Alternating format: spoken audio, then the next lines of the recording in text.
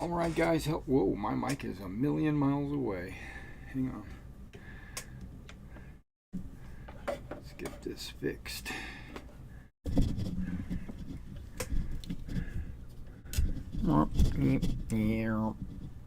Should be out of the camera and everything. Okay, this camera is in the way, but that's okay. You can see my beautiful face anyway. Alright, sorry. Not that anybody wants to see that. Hello again, everybody. This is Derek, and I am coming back at you with another Wargaming in Miniature live stream. Okay, so this is Wargaming Weekly. What I try to do is about one video live stream a week, sometimes more, and sometimes less, but it's about a week approximately. Okay. I think this tea bag has been soaking long enough. Let's go ahead and take it out. Yeah, I just finished my lunch, and that's why we're starting at 12:30.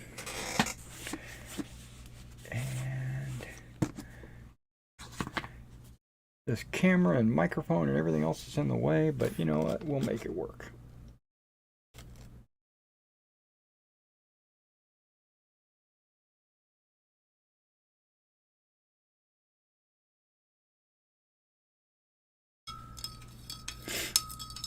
All right. So welcome to my stream. What I'm going to be working on today is some Macedonians, which you see out here. It's an entire Macedonian army, minus one or two units. There's a few units. There's a few things that I want for my Macedonian army that I don't have in my possession, like elephants. I'd love to have a couple elephants on the table just for the impressiveness of it, and Greek hoplites. I don't have any Greek hoplites, which is weird. I don't have any Greeks. Well, that's not true. I've got 8 Greeks, 8 model Greeks.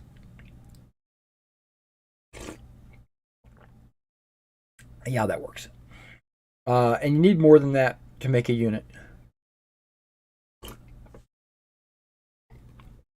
In a Pacto army, that would be perfect.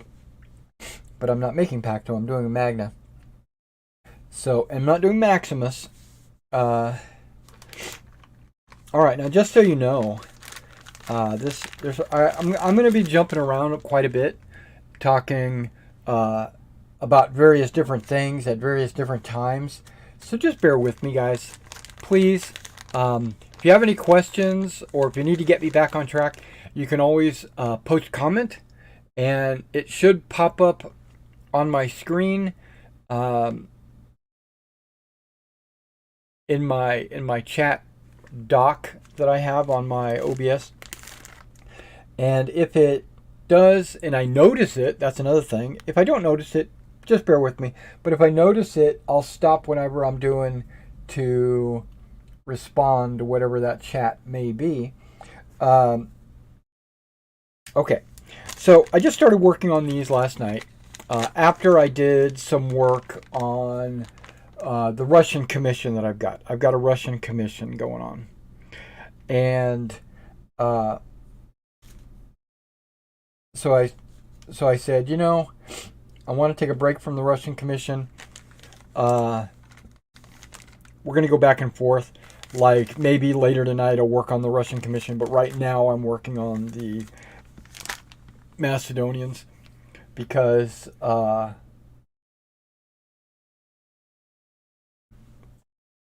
just wanted a break. Basically, I want to kind of alternate back and forth just to keep my mind fresh. All right. So I looked in the army list. Now, understand, there's like 4 or 5 different Macedonian armies.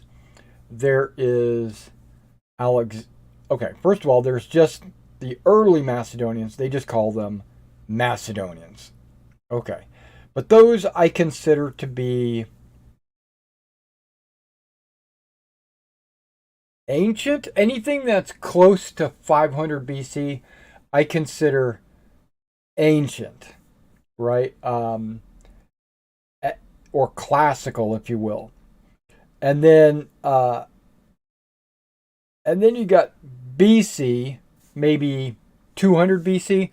I just consider that to be the like a nice period to work with. And then once you start getting after the BCs and you start getting into the ADs, it kind of loses the appeal to me. Like the Eastern Roman Empire, or I don't know, the Pyrrhic period or the succession period. The successors. I'm just not really into that period of time. I'm more into like Alexander's Macedonians, which is in the middle, right? Philip and Alexander. And then, so there's Macedonian, which is like classical, like ancient. And then there's Alexander's Macedonians, which is the one I like, which is the one I'm working with right here. And then there's Alexander's expeditionary army, which I like as well. Those two, basically, I can use 99% of these models for both, so that's not a problem. And then there's late Macedonian. There's even Thraco-Macedonian, which is one of the Macedonian generals. When Alexander died, he converted the Macedonian army into kind of like a half Thracian, half Macedonian, which is kind of what I got here. I got a couple of Thracian units right there. But I got some Cretan archers. I got some agrarian javelinmen. I have some Balearic slingers. The Balearic slingers are not really for the Macedonians, per se. They can be, but they're kind of for my Roman army, actually. But okay. Okay, you can see four, we'll call them phalangites, even though that's not really what they are. The phalangites were actually a late Macedonian term. At this period, I think they just called them companions, right? So you had mounted companions and you had foot companions, and the foot companions are basically just phalangites. They're Macedonian pikemen. Okay, so you can see that there are 4 units of them, which I feel is kind of light. You know, like there's not a whole lot of meat and potatoes there. But you'll also notice that there's more cavalry. I'm planning on doing an elephant unit as well. They have quite a few archers, and then they're going to have mercenaries. Well, you also have your hypaspits right here. The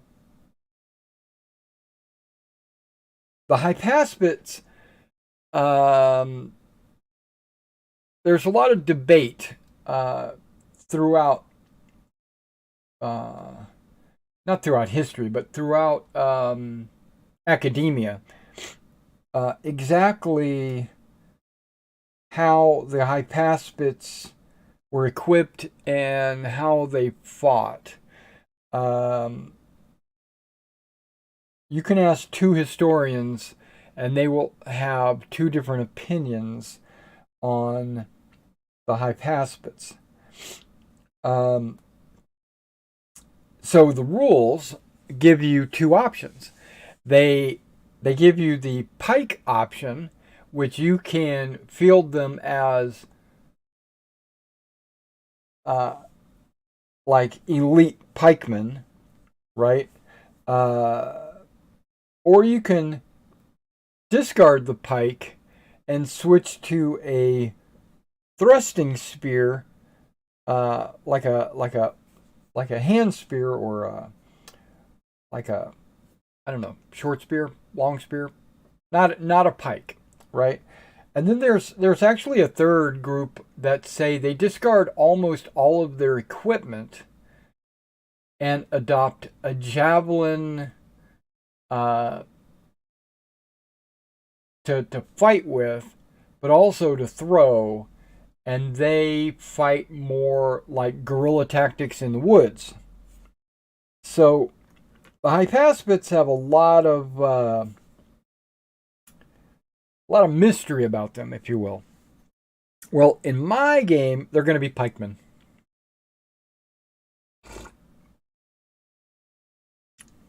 The Hypaspes model that I have here has them with the spear, right? But that's okay. It'll just make it, I mean, it's super long anyway, but it'll just make it look like, or it'll make it easier to identify which unit on the table is the Hypaspes.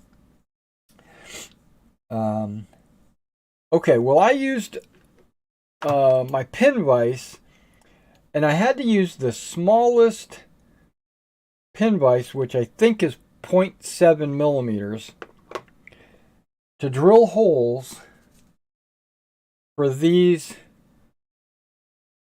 rods, right? So I this is what I did most of yesterday. I washed them in soap and water. That took a while because this is a very large selection of guys. And then I went through, I got to switch glasses.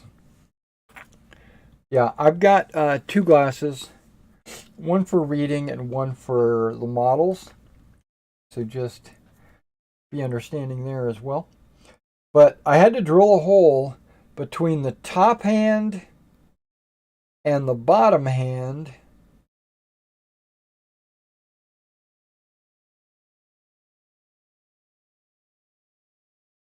so that I could slide this pike in there.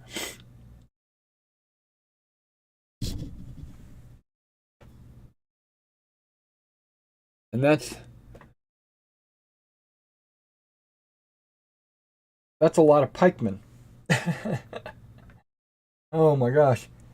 I went, I don't know.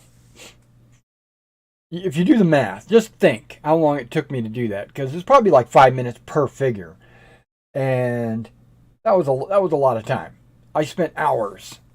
I think I finished drilling at 1 p.m. right, or 1 a.m. actually, 1 a.m. And I said, I can do the rest tomorrow, right? But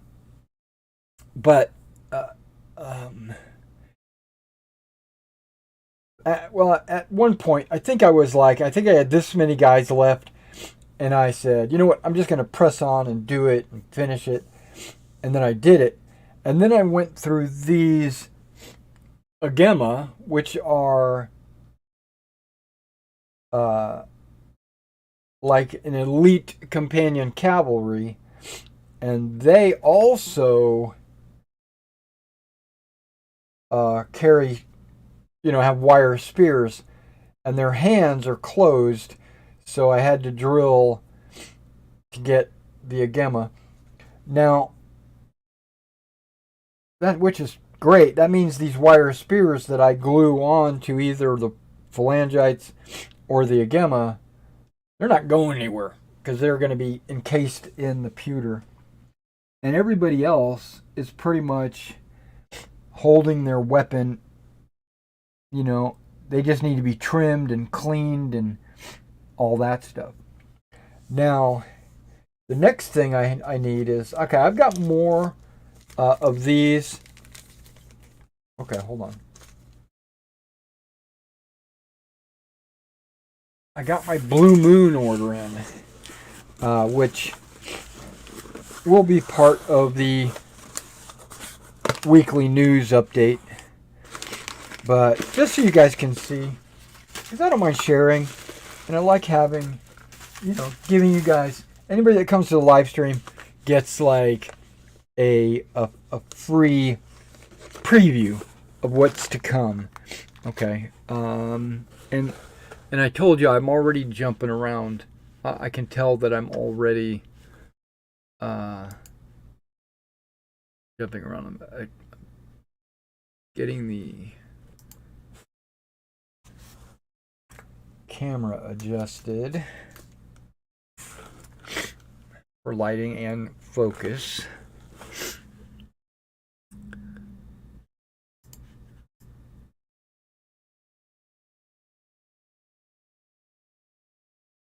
Must have moved when I opened this.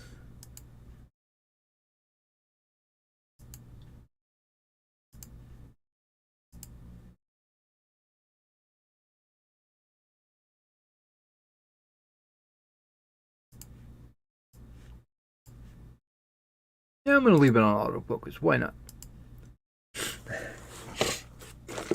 That way, if I take a model and I bring it right up here, it might actually focus on it.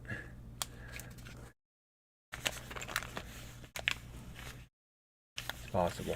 But either way, I got an M3 after from West Wind. I was like the only World War II or anything that I got out of that box. Okay, so before I go into what's in this box, I wanted to get the spears out. And it should be just a little pack of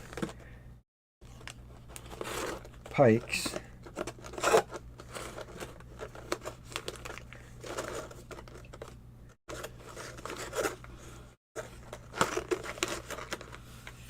Officers.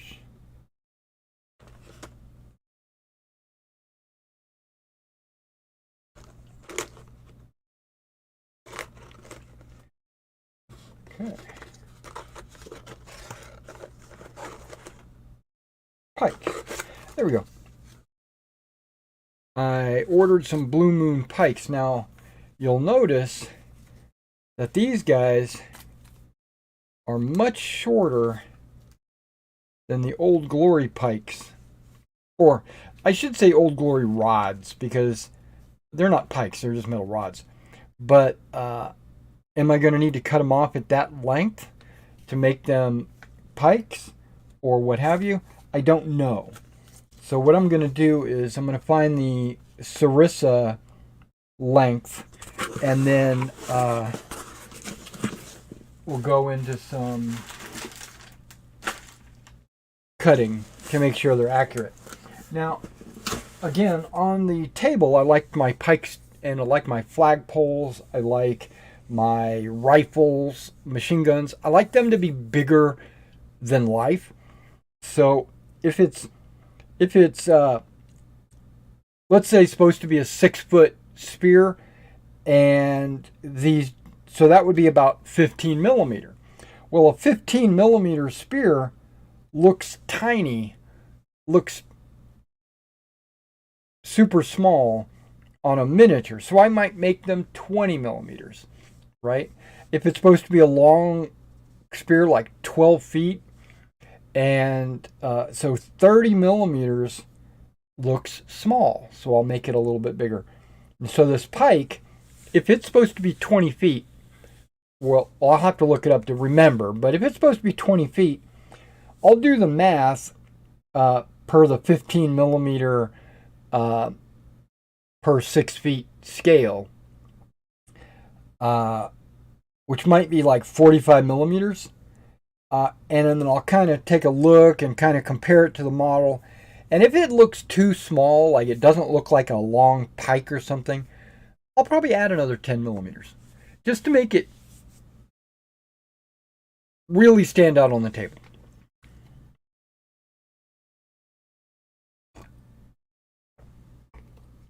Okay.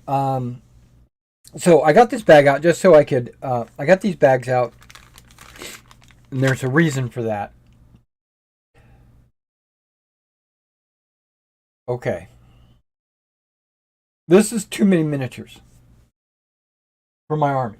I've already, I've already kind of evaluated it, right?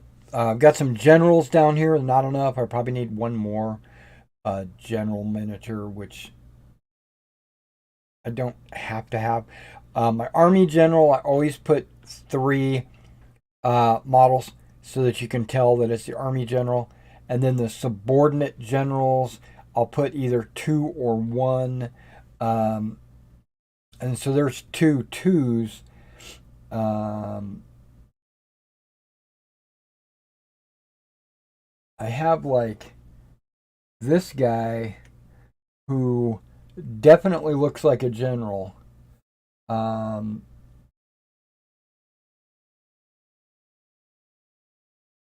I think he's the only other mounted guy that looks like a general. So I might pull him out of this unit and put one of the guys back in the unit. Wait. 1, 2, 3, 4, 5, 6, 7, 8, 9, 10, 11, 12. Yeah, I've got these two extra dudes right here. Right? And so that's probably what I'm going to do. I'm probably going to... Let's just go ahead and do it. Let's do it. Okay, what's a good horse for the general? This one. Okay, and there. Now I've got my single general. So I've got a 1, 2 twos, and a 3. This is just to help me identify who's who on the battlefield. They might not go like this. This was just me counting. I might put this guy with this guy and this guy with that guy or whatever. But I think that this guy and this guy both look like elite companions. And I think Alexander wore a helmet just like that. So I might make him Alexander. But this guy here has no helmet on. He's got a helmet in his hand. So he might be somebody else. I don't know. I'll have to do a little research on that before I start actually gluing them onto bases. Yeah, so I've got these two extra dudes, that I put together years ago and never did anything with. One of them could actually just be like, I can put it on a base and make him a general, or I could replace one of these guys with it if I need to, because they're exactly the same. Okay, so archer-wise, I don't need more than 8 figures, 6, 12 figures. Yeah, I don't need more than 12 figures for a skirmish unit, because that would be 6 bases. I think they can be 8 bases. But I think I'm wrong. Hang on. Let me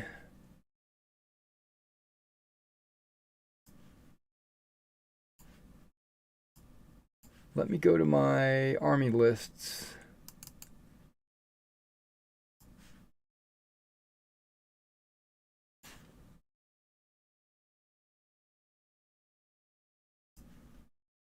That I've made for myself.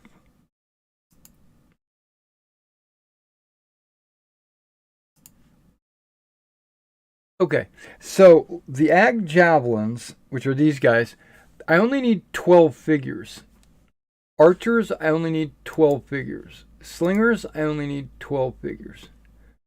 Bowmen, 12 figures, right? Because it should be...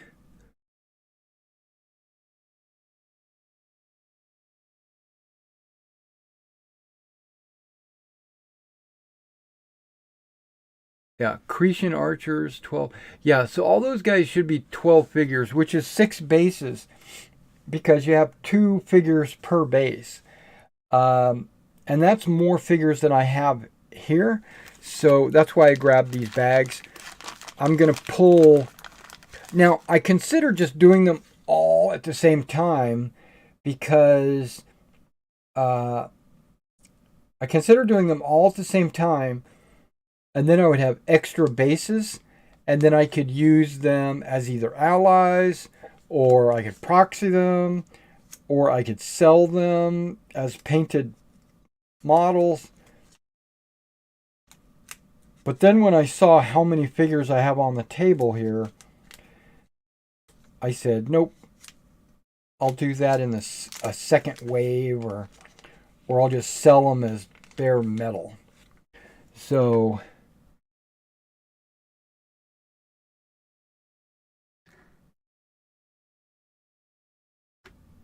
that's 6.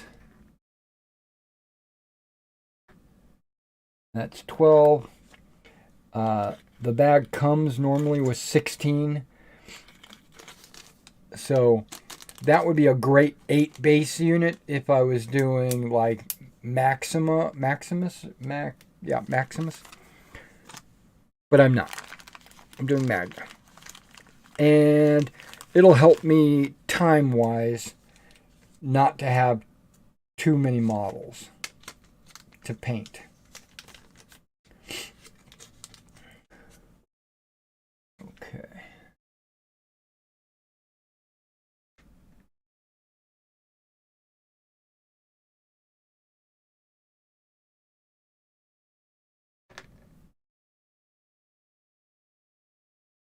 Okay, I don't see these two poses up there, so I want to make sure I use them. Oh wait, I do. I've got one right there. But still, that's only 3.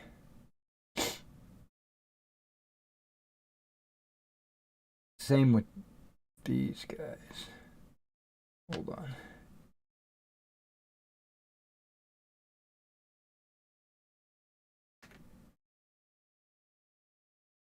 Okay, it looks like there's 3 of each pose. No, hang on. Okay, so those 3 for sure. These 3 for sure. I got my reading glasses on. Let me switch them to my modeling glasses. There, now I can actually see them. Okay, so these guys are holding their shields over their knees. These guys all look the same. Okay. Yeah. So let's just pull 3 of these guys. Yep. Okay, so there's my agrarian javelins.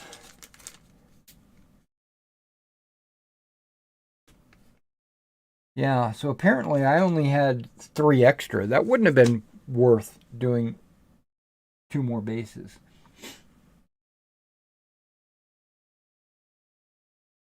Okay.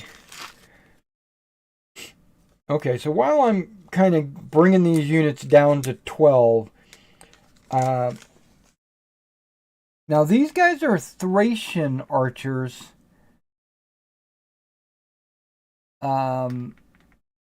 And these guys are Cretan archers. And I don't think I can have both in my unit, my army, but I'm going to do them anyway. Okay. A few of these guys have their bow at their waist. I don't want too many of those. I want almost all of them looking like they're shooting. Okay, this guy's got his bow low.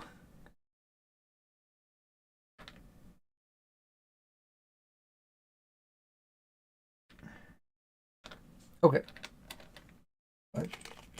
I know, I'm being weird. I'm just being very particular. It's my army, so I'll do what I want to.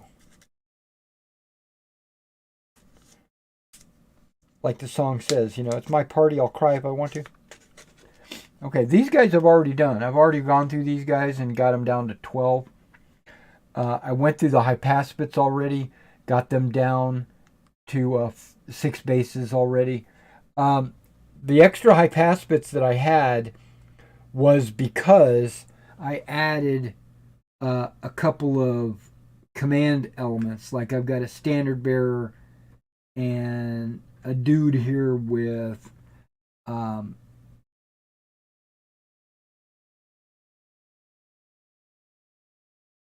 think I need to drill. I think I need to drill this guy. His hand is closed and doesn't have a hole in it.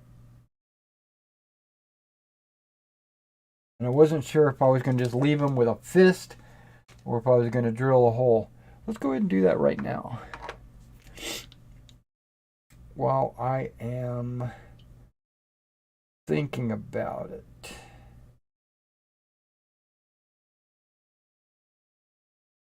See, his hand is positioned in a way that, okay, here we go. I was like, his hand is positioned in a way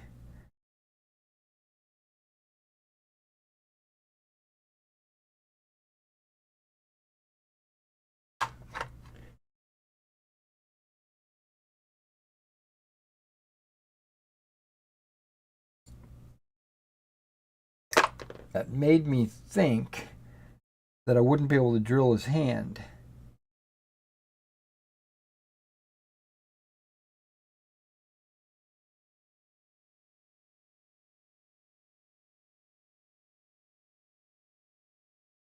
Now, the only reason why I'm doing this and not using just, okay, that went right through.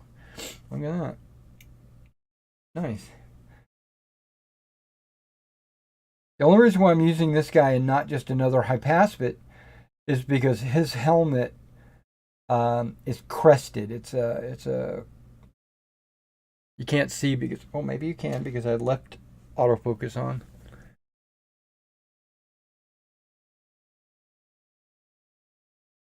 You see it's got that crest. So it's different. It's different. Because the hypaspits have these like feather wings on their helmets.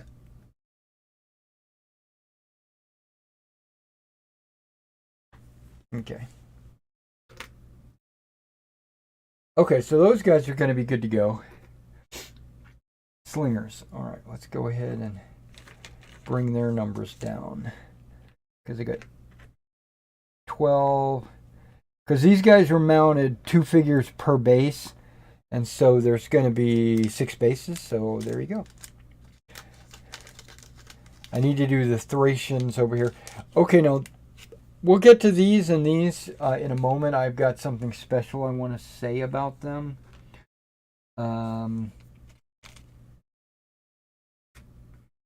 Yeah, the slingers, I want the ones that have their slings up and out, like they're actually shooting, more than I want the guys that are loading.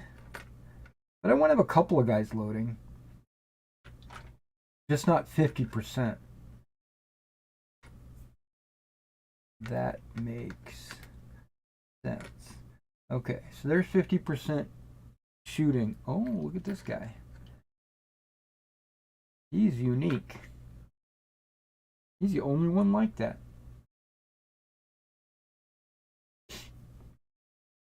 Well, the rest have to be loading. Okay.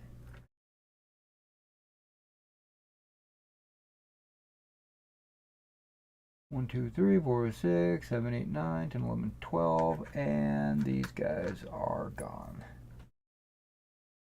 So it's like about 4 figures are I'm over figuring by 4 for each of these types of units.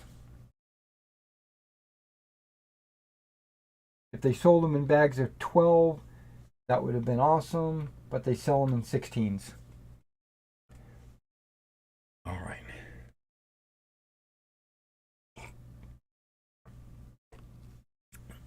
All right, now speaking of these phalangites, I call them phalangites. They're actually companions.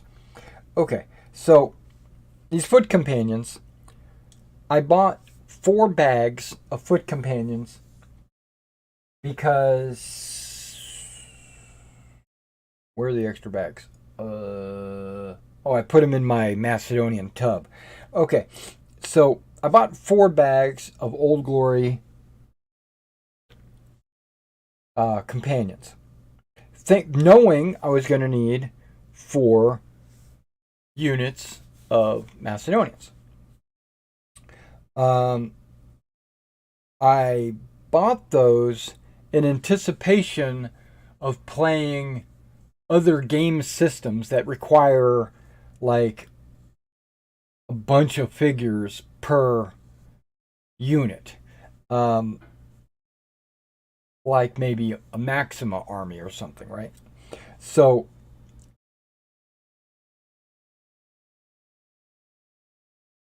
I opened up a bag and poured out the figures and went through the figures, and then I compared onto the I compared them to the Magna Alexander's Macedonians, and the most he can have is 24 bases.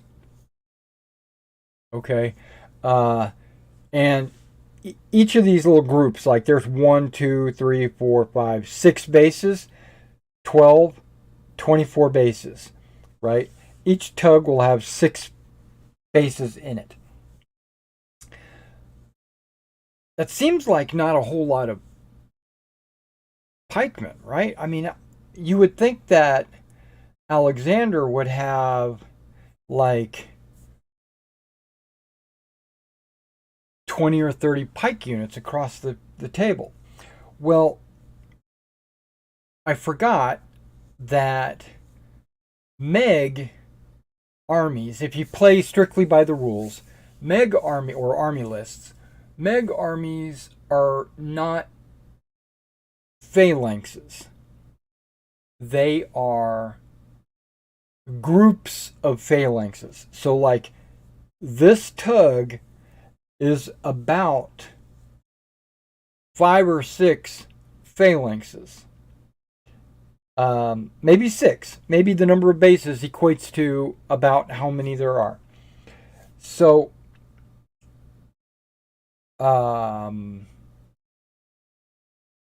because I'm going to deploy these maybe 3 bases wide and 2 bases deep.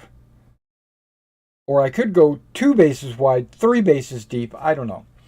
But, so that's,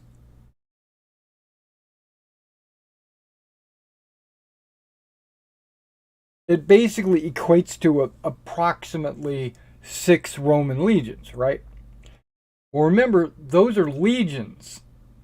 And I'm not playing them as legions. I'm playing them as cohorts. So,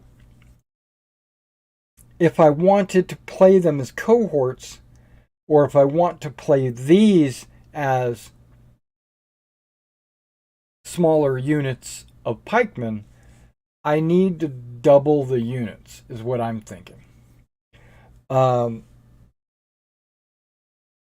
I want to stay in the rules because of the way it's been play tested, the way the points are, and stuff like that. So, I know. Because I don't really have any scenario. I do have some scenarios that I might pull out from like games like Sword Point. They've got a whole book of scenarios for Alexander against the Persians, I think. So I might look at that as well and do some comparative and actually look at battles like Gaugamela and stuff like that. But I don't want to go against the Persians, really. So I looked at some of the other Macedonian armies, right? I looked at the either not late Macedonians, maybe the successor Macedonians, and they have phalangites, but they have 30 bases, right? And if this is 24, 30 bases would just be 1 extra tug, you know? I don't remember who it was, but one of them had. Here, I got them up here. I should just look.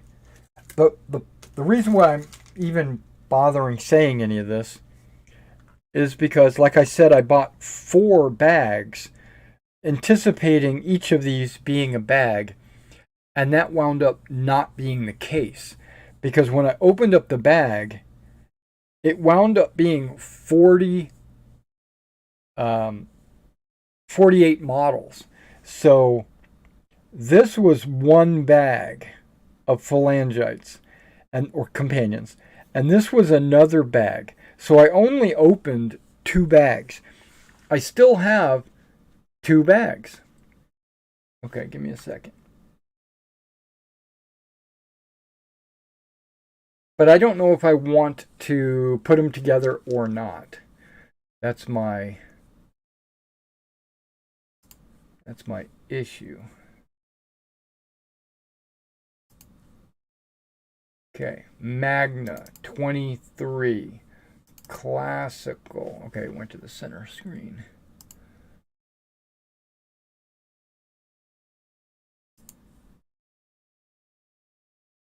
Okay, so Greece is the... Where's my arrows? Okay, so Greece is 24, right? And then here's the late Macedonians, Macedonian successor, Thraco, Macedonia expeditionary, early Macedonian. There's so many different Macedonians. But let's go to Alexander 2408. Let's drag this to be a lot easier.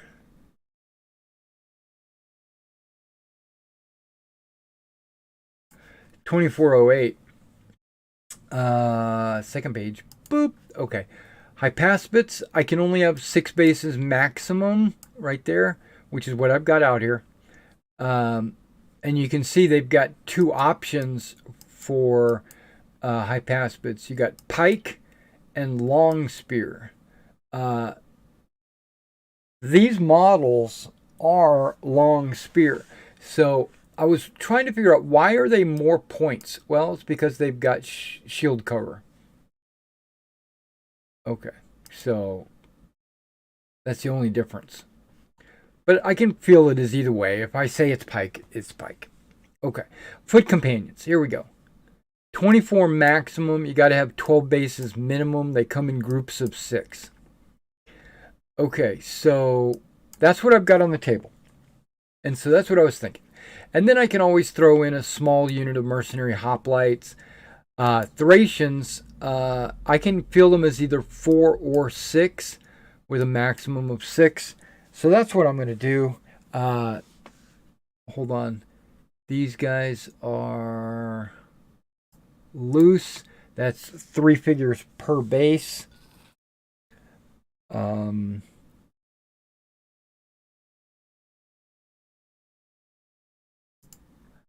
That's these guys right here. So I don't, and if there's 6 bases, it should be 18 models. Okay, I think that's all of them, right? 1, 2, 3, 4, 5, 6, 7, 8, 9, 10, 11, 12, 13, 14, 15, 16, 17, 18. Okay, good. There's my Thracians. Perfect. All right, and there's my agrarians, 6 bases, Cretan archers, 6 bases, Macedonian archers, 6 bases, which I have Thracian archers. But I guess I could just call them Macedonians, because I am like that.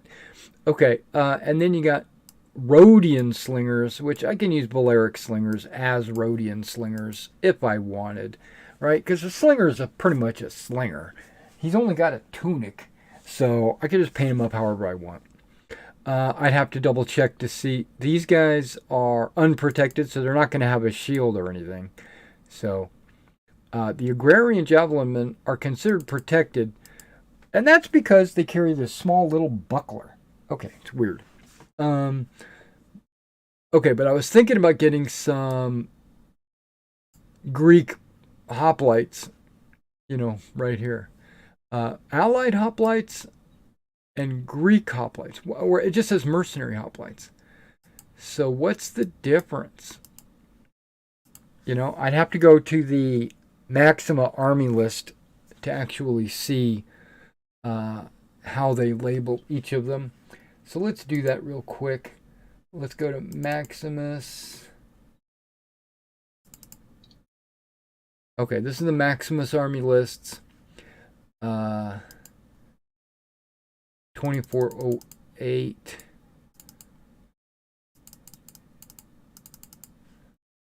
Let's drag. Okay, Alexander. Right, it talks about the different troop types right here.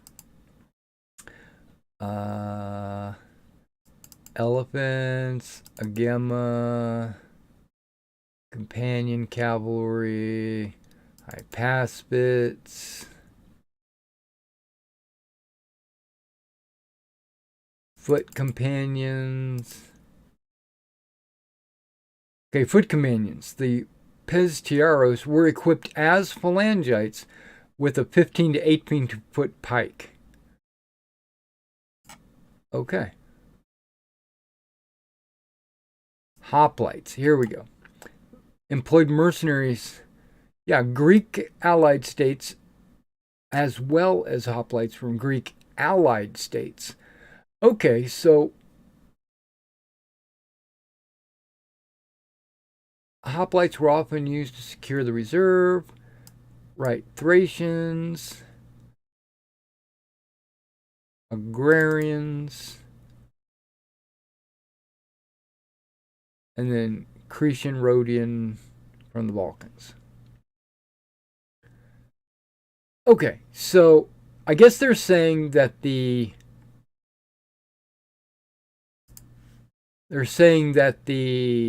Allied hoplites are actually Greeks. But look at that. Poor. Yikes. Right? Mercenary hoplites, I would think would also be Greek, but they're probably just professionals. Maybe Spartans. Maybe I should get some Spartans just to differentiate the two different types of units, right? Put some Spartan hoplites out there. And they're only 4 bases, so that's only 16 models. These Allied are also close, and they're also only formed where these guys are drilled. Yeah, these guys are just way better. Way better. But I can get 3 units of 4 mercenaries, so maybe I'll get some Greek hoplites and just use them as, allies. Okay, so my point is, I pretty much have what I need, except for maybe the elephants and the Greeks. But if I go to Alexandrian Expeditionary, and you get down here to foot companions, it shows the same amount. Okay. But the Hypaspits double, right? So I can actually have 2 units of Hypaspits, which I don't have the figures for, but I could build another phalanx here, another tug, and call it Hypaspits if I wanted to do the expeditionary. There's a very limited amount of dates. Okay. But then I thought, what if I did successor? Right? Oh, it's possible. Because the successor is like immediately after the death of Alexander. So they actually are phalangites. Same amount, same design. Greek mercenary phalangites. Greek mercenary hoplites. Greek subject hoplites.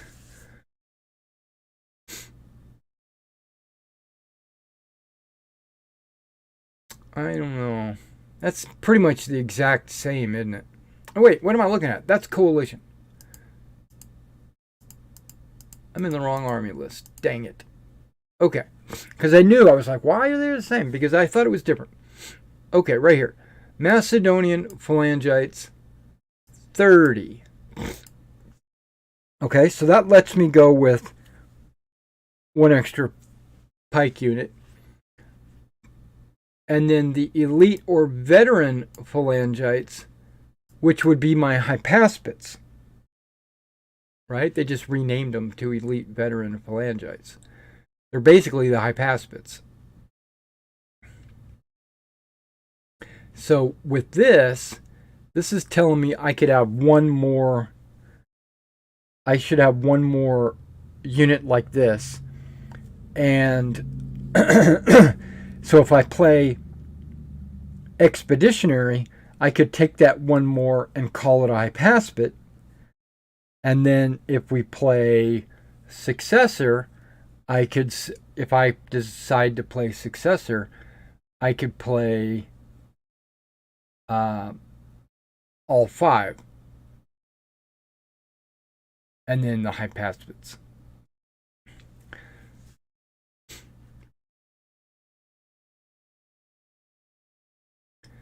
Okay, and this changed in that it doubled. So there's actually 2 groups of 6.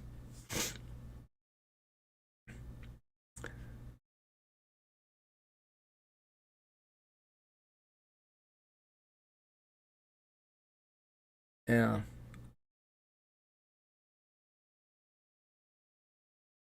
And I like how they just call it Slinger. It's not Rhodian. It's not Balearic. Okay, so one more. Late Macedonians. This is where it breaks down.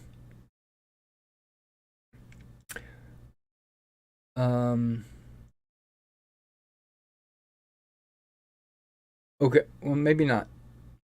Because this is the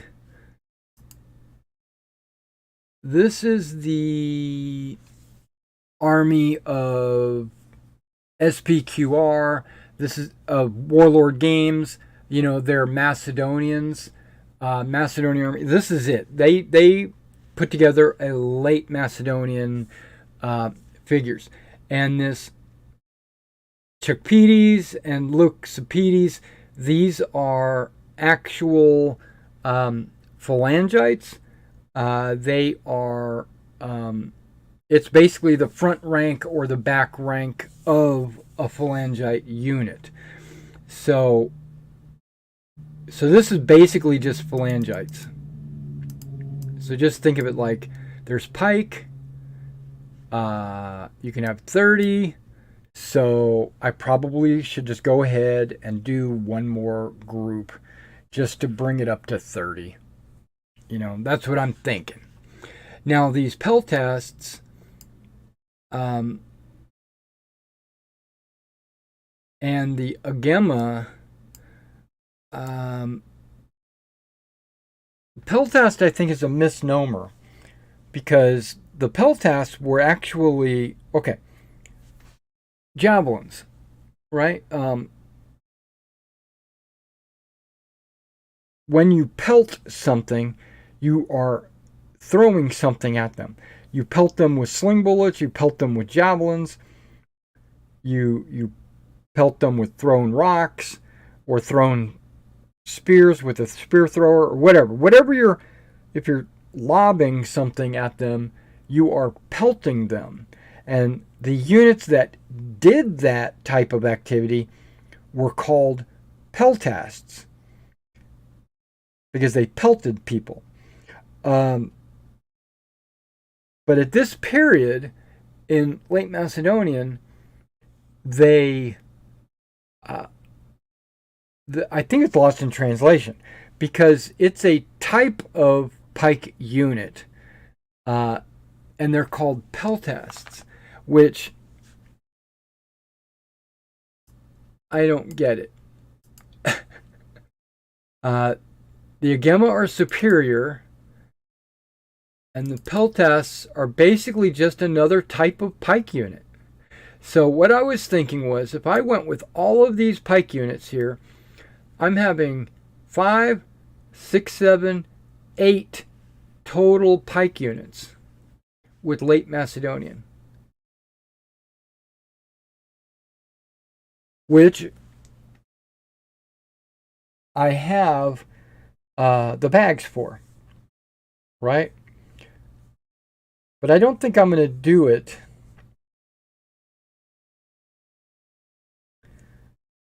I don't think I'm going to do it. It's just a lot of figures, man. That's a lot of figures to paint.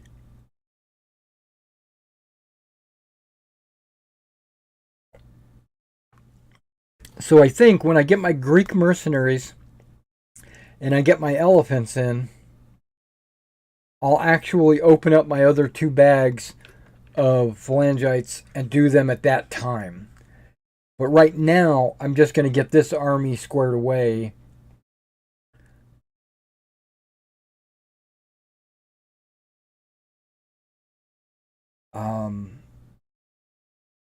Yeah, I'm just going to do the Alexander Macedonian army. Right there. So my cav, right? Okay, whoops. Okay, just so you know, I've got 4 units of cav here. I have 1 unit of cav with, it looks like javelins over their heads, and then these other 2 cav are carrying spears by their side, and then these guys are agema, which have holes in their hands for wires. And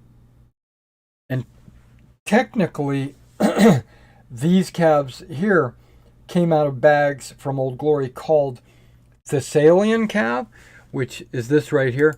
But they don't look Thessalian to me. They look Roman, actually. They look very Roman.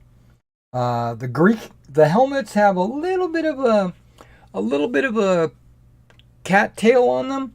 So maybe they're just Macedonian, and so companion cavalry, you can make 2 groups of 4. Okay, so there's my 2 companion cavalry, the ones with the spears upright, right? Okay, and then the Thessalian cavalry are short spear, but they also have the ability to throw javelins. So that's what I'm going to make these guys. Plus, they're superior. Companions are superior as well. Okay. And these guys are charging lancers, where these guys are just short spears. So that's what those guys are. But the problem here, okay, I'm getting into it. This says you don't get a Gemma as a separate unit. It says upgrade companion cavalry to a Gemma, right? So I have to take one of these units and upgrade it to this. So a Gemma companion Thessalian, right? And then I have one more unit of cav. And I think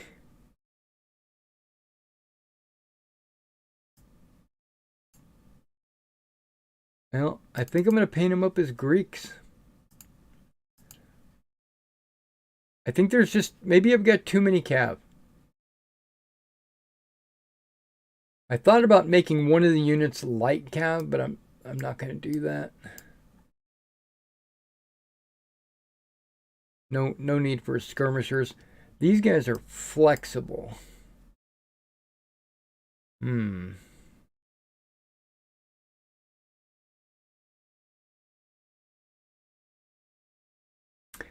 That probably means 3 and 3 and 2 and 2. I'm not doing the Padrami because they look a lot different than the ones I've got right here. I think I'm just gonna put them up as Greek cat. I don't know. Hold on. Agemma companion.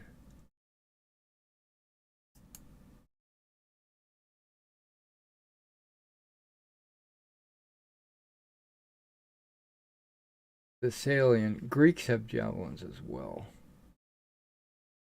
These are all loose.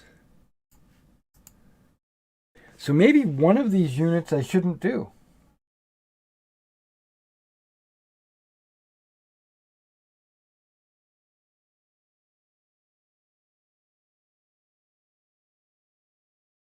Yeah, I'm thinking maybe I shouldn't do it.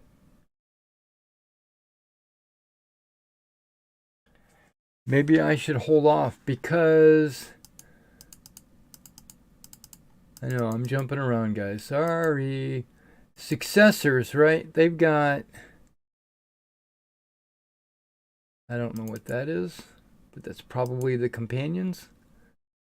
2 units of companions. I don't see any Agema.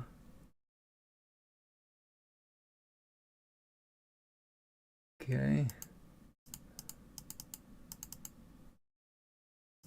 Late Macedonians have Agema, but they're foot. They're like dismounted. Okay.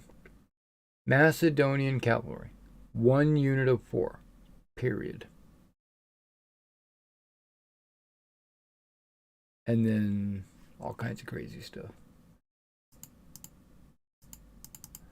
Okay. What about the expedition? That's what I need to look at. Yeah, there's a ton of the expedition allows for just bigger units. Right? Hypaspids, twice as many. Agrarian javelinmen, twice as many. Cretan archers, twice as many. I could do 2 groups of 4.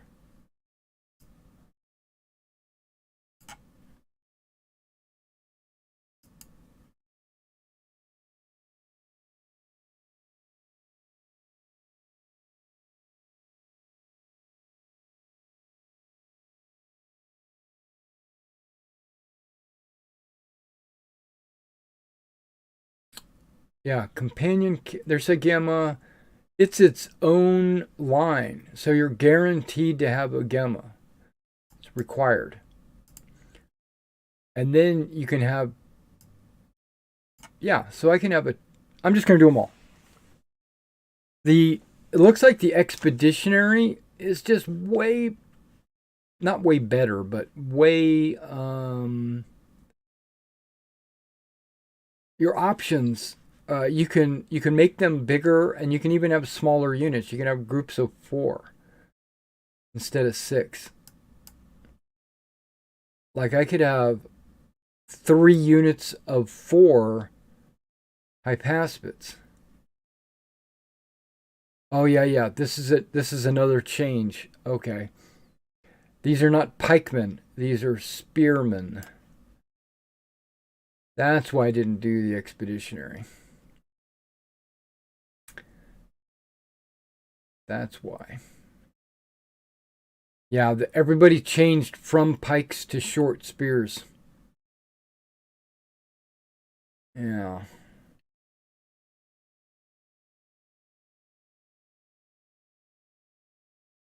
And that's really just 1 extra unit.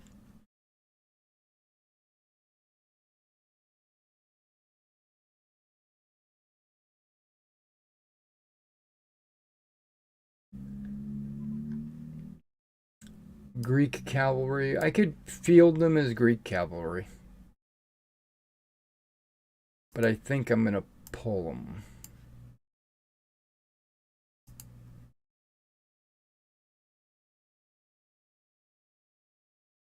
Yep, I'm going to pull the unit out. And I'm going to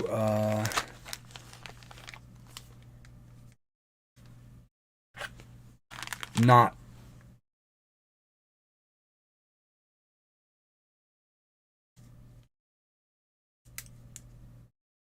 Might have to use 2 bags on this.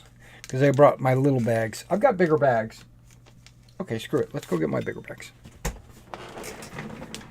BRB.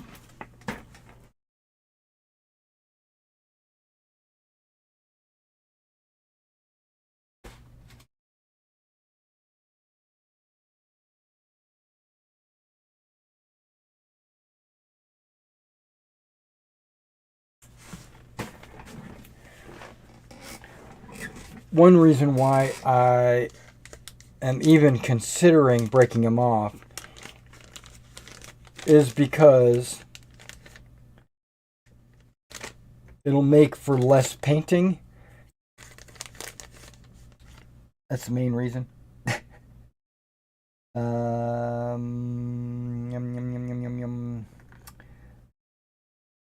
Yum, yum, yum. Let's put him over there. Okay.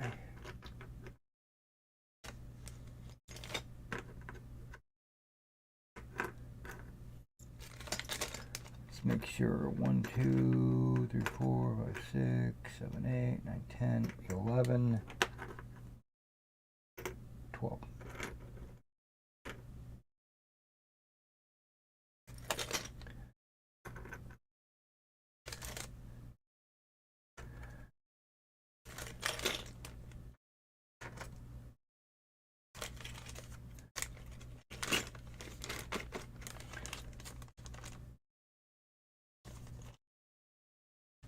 Okay, so this unit, let me make sure I'm,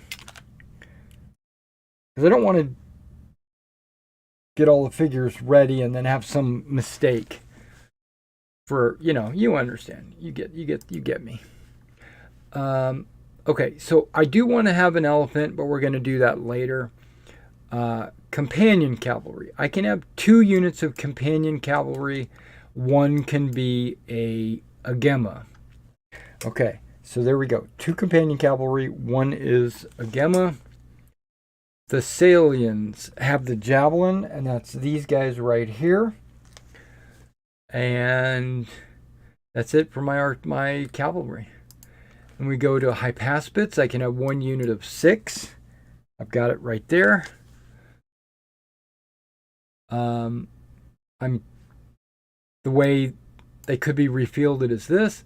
Okay, foot companions, pike, 4 units of 6. That's that right there. And then mercenary hoplites I'd like to get, allied hoplites, Thracians, which are these guys right here off camera. You can't even see it because I'm I could build them as a unit of 4. Why would I want to do that? Okay, a unit of 6, and they are considered loose, so that would be 6, 18, which is what those guys are right there. Agrarians, right there, got them. Christian archers, right there. Slingers, right there.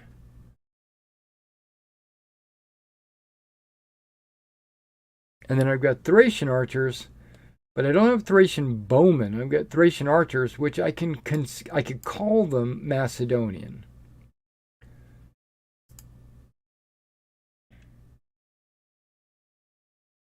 Proxy them, basically. Okay, we got everything we need. Let's go ahead and center display that. Boop. Okay, so I went ahead and bagged up this cavalry unit.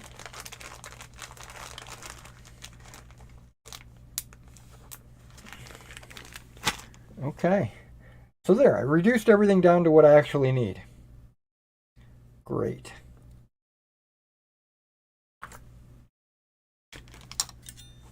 All right, so let's start working on them. I got all the holes drilled. I did that all last night.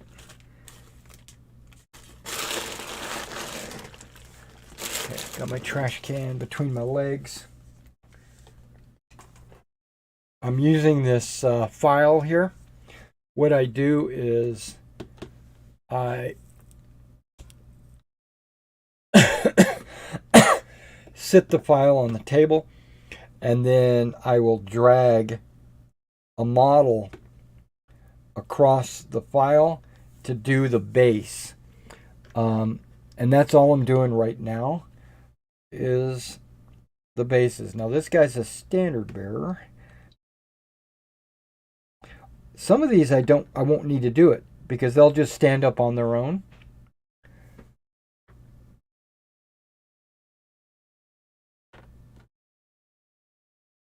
A lot of these, now if they've got any kind of mold line underneath, I just try to remove it so they stand up a little bit more sturdy.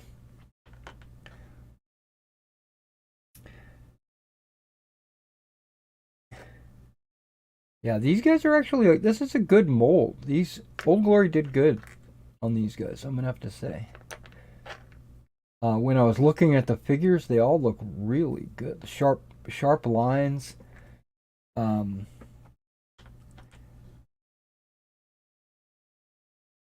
The armor is really stood out. Now, Old Glory's website has been down for 2 weeks, ever since the first.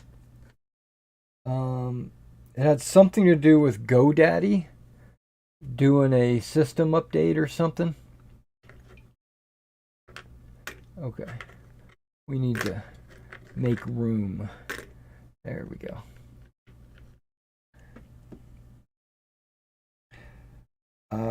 They were supposed to be back up on the 7th, but I got an email saying it would be at the end of this week.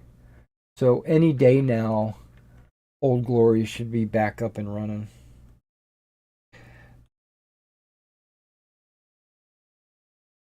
I think I'm going to order some elephants. But now I realize I need some hoplites as well.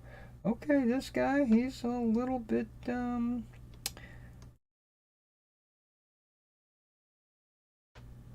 as I drag it across the file, I can hear the lead falling into the trash can.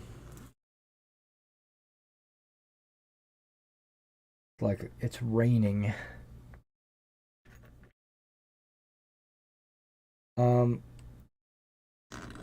So with the 48 in a bag, it let me do 2 units of 24 from one bag.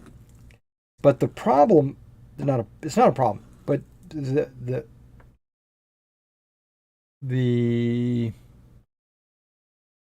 ran into something. I wanted to add command to each of my units. So like a standard bearer and a musician and an officer. And so when I did that,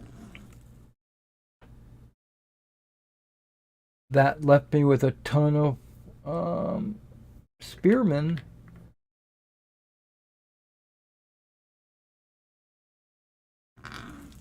Left over.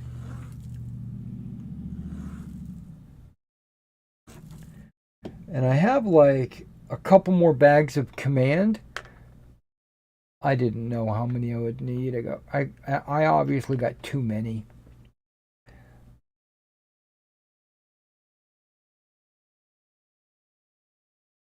So I was thinking about selling those other 2 bags.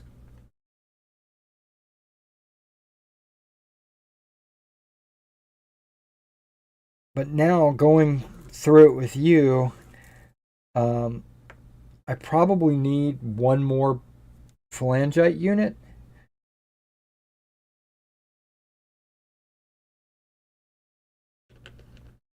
Maybe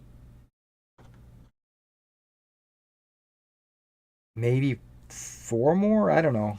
I'll have to do the math. I'll go back through it again.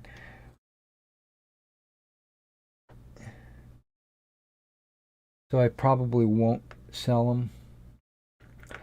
One thing I want to point out, the phalangite units, when I got them, the foot companions, none of the bags came with any pikes. They were pike sold separately.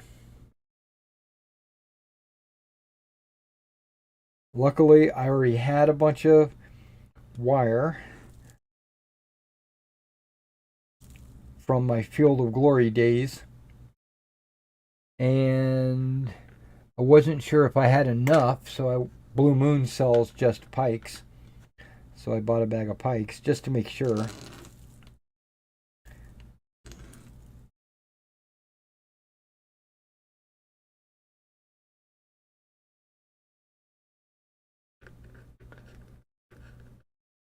And these are a lot thinner than the Warlord Games wires. Those are mainly for like standards for 28 millimeter. So they're or pikes or whatever for 28 millimeter. So they are a little bit thicker.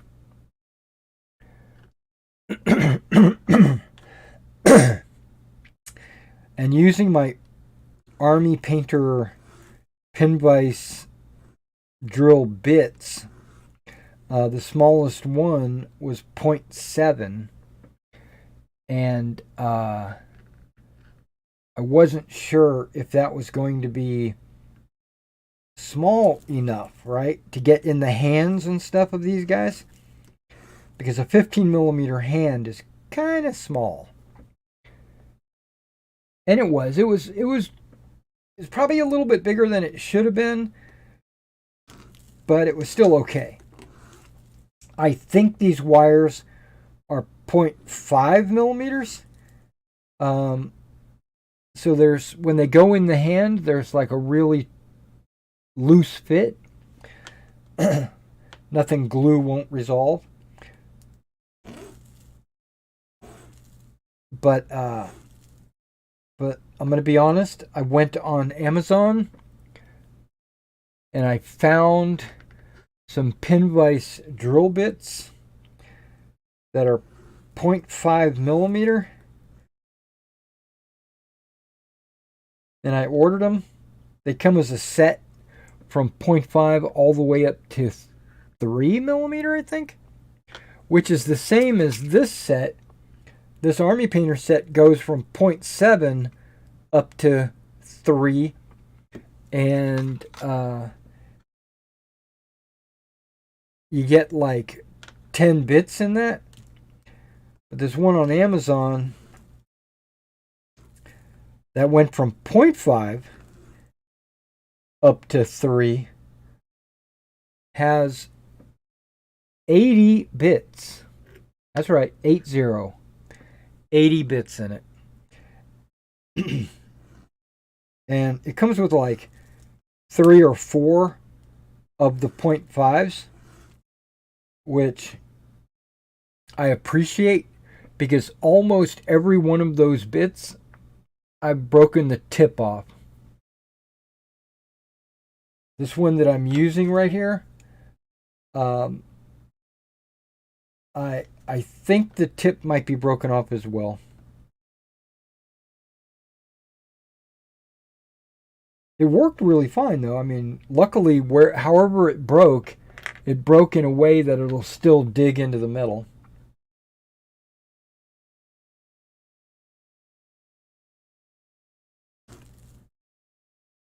And 0.5 might be too small, but I'm not going to... I went ahead and did these with 0.7 holes. And seemed to work pretty good. Pretty good. Including the spears for the cavalry as well, and a couple of the generals don't have weapons either. They're holding their fists up. I'm assuming a spear should go in that hand, so I drilled them out as well. I thought about just leaving the general with his fist up, because that seems like a reasonable general pose. But not for my Macedonians. The generals are fighters. They run with the cavalry and all that. Alex didn't lead from the rear, he led from the front. Okay, Meg. Right? I'm doing a Meg boot camp where I'm going over the rules for everybody. And for the last 3 days, 2 or 3 days, I've been struggling on how I wanted to film this next chapter. I thought I was going to like put the camera up over my table, put some figs on the table and move them around as like a demonstration, etc. Roll dice, draw cards, and stuff like that.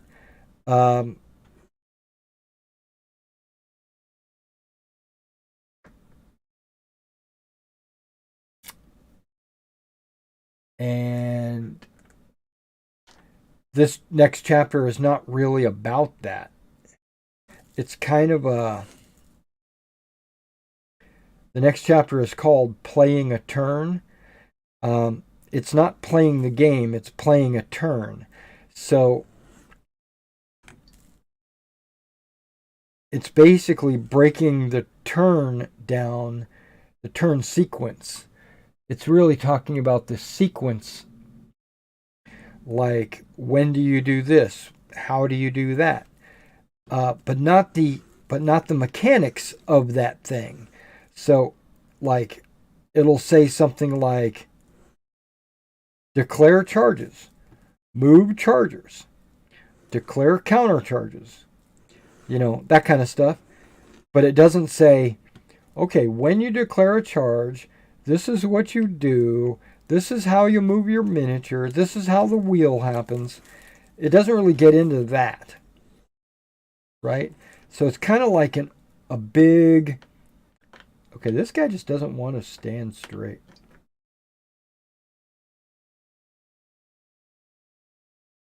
I have a feeling... There we go. The base needed to be bent a little bit.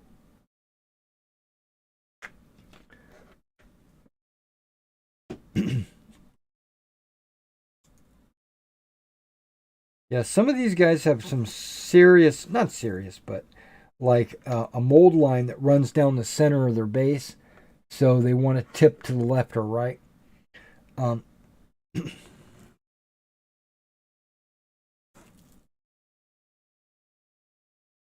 just finished the German army, right? The German army is finished. It's on the shelf. It's ready to go. If I ever wanted to play with the Germans, I could just pull them down and go because they are complete. Generals, skirmishers, warriors, nobles, cavalry, everything is ready to go.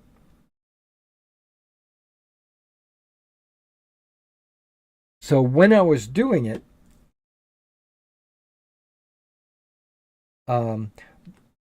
speaking of getting these bases flat, that's where I was going. I glued some warriors. Yeah, it was warriors. Warriors on these on their bases, and everything was good. Set them off to the side.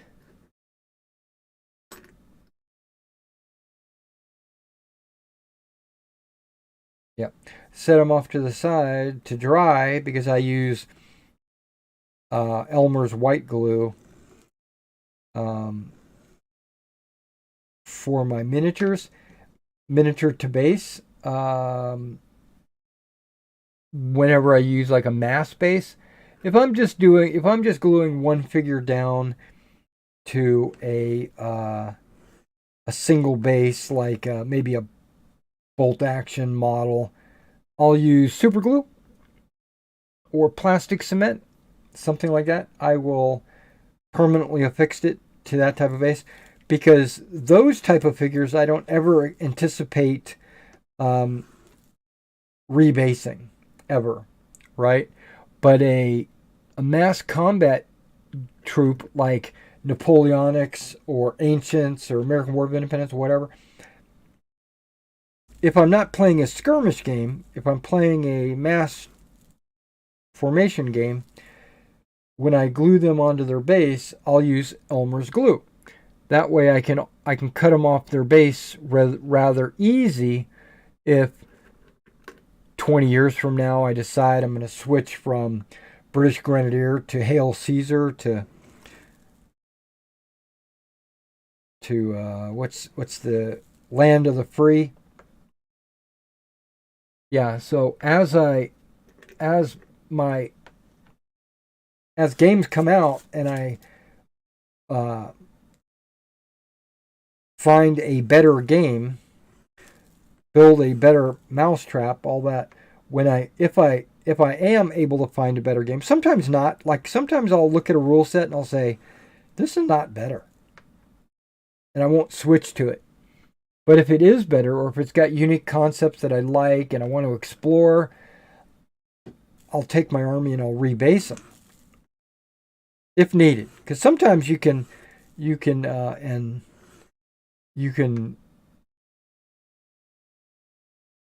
play a game like Field of Glory and then pick up Meg to play Meg and not need to rebase any of your armies. And you could just play a new game with your old miniatures. Okay, so sorry, that was a little tangent. But I am so I based them with some Elmer's, white glue. Left them to dry, and then I came back to do their bases,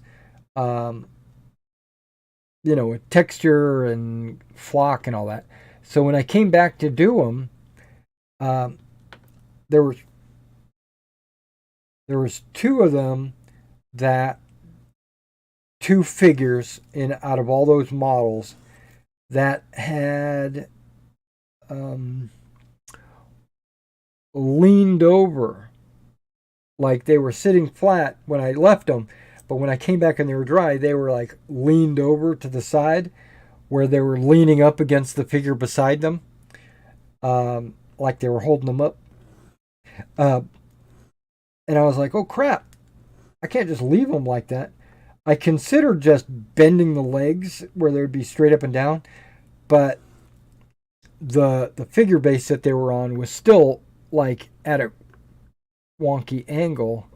So I said, nope, I'll just cut them off and rebase those two figures. So I cut them off, but instead of gluing them back on with Elmer's and setting them off to the side and letting them dry, I said, you know what? These guys are going to have a problem standing straight up and down. Super glue, boop. Put them on their base, boop. And as soon as the super glue hit the Elmer's residue, it dried instantly. I think the moisture in the Elmer's caused the super glue to dry instantly. But you know what? That's good. That was perfect. Because those two figures, they're now standing upright. And I went through and I textured and then flocked the bases, and you will never know the difference. And I thought to myself, if I ever need to rebase these, there should be no problem, because first of all, I put them on a wood base, the Litco bases, and secondly, there is a layer of Elmer's underneath the super glue. Because when I was cleaning off the base to the best of my ability, between two figures that were already glued on there, I couldn't get all the Elmer's off. I just got it as flat as possible.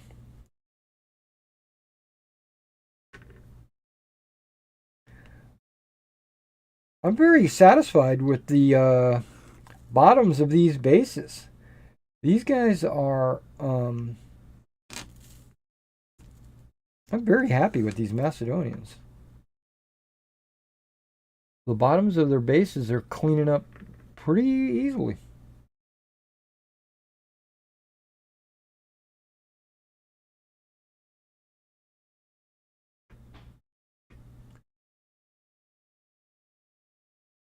And by cleaning them up, I'm trying to prevent those two warriors from falling over. It might be that I didn't do them very well, you know. They didn't stand on their own 2 feet. You know, it's possible.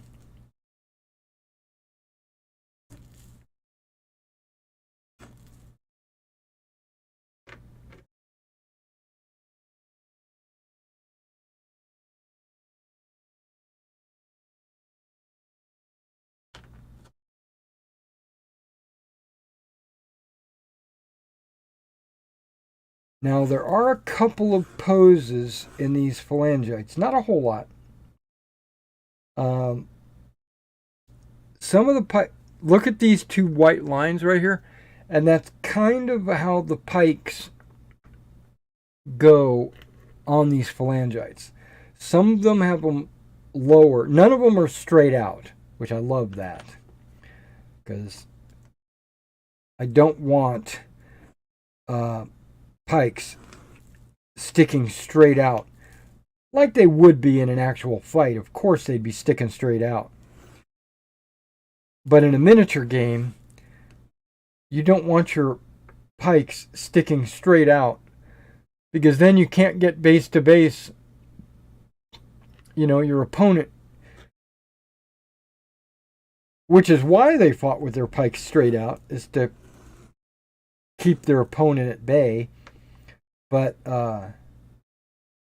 keep them from getting too close and using their swords or whatever. But in a miniature game, you want to be able to get base to base.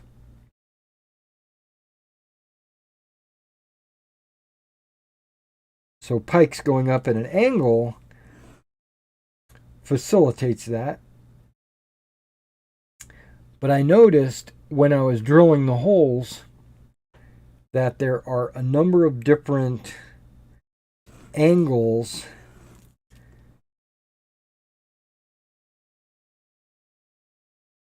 there's the lower and the upper. I think what I'm going to do, once I get all the pikes in their hands, separate them by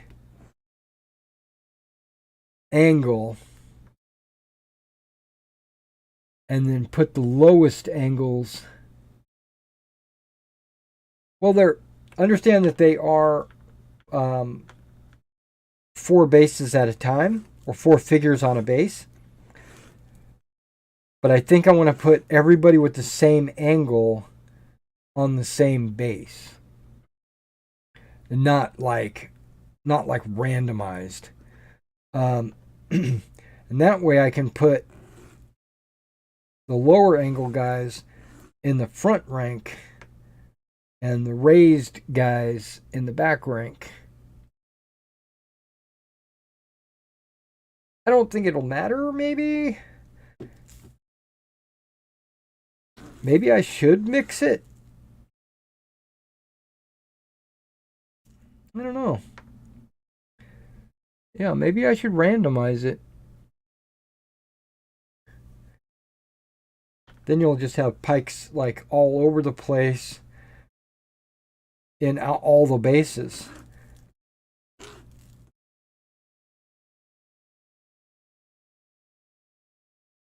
I don't think I like that. I think I want them to be drilled,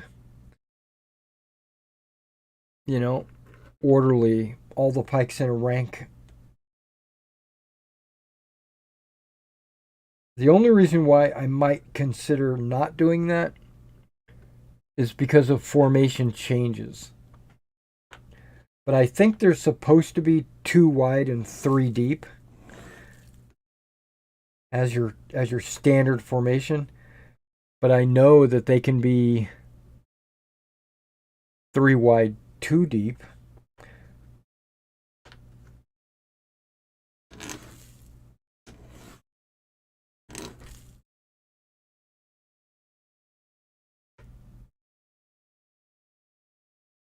Yeah, okay, so let's, while we're here, okay, this guy's got a lot of flash on him, but that's okay. I'm not cleaning flash off right now. I'm just doing bases.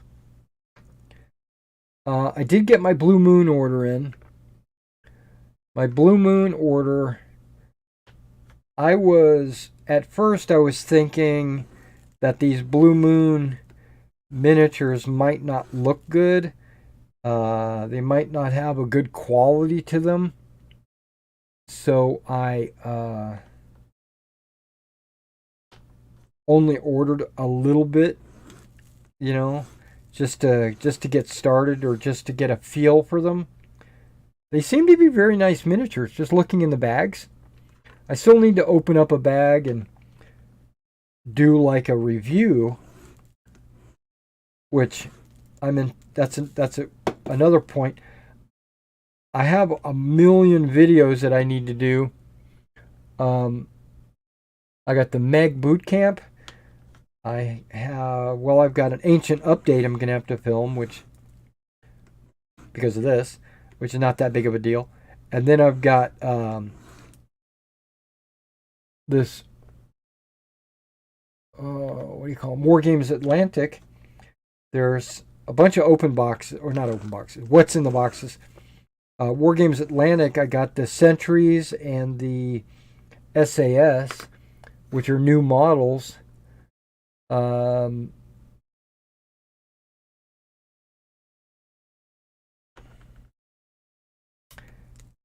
Victrix just released a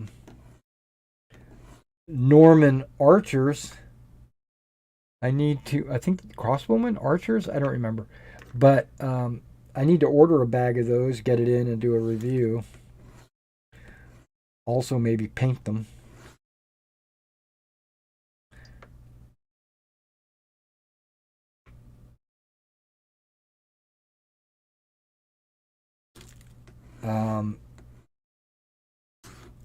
But I got my Blue Moon. I got in medievals. I got in some Swiss. That would go against my Burgundians.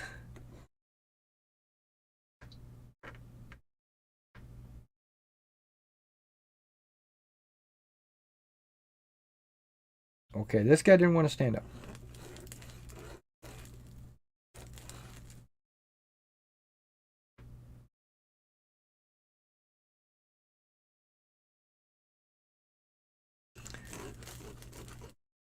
Yeah, the bottom of his base is arched.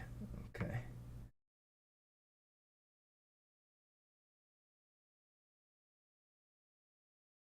Yeah.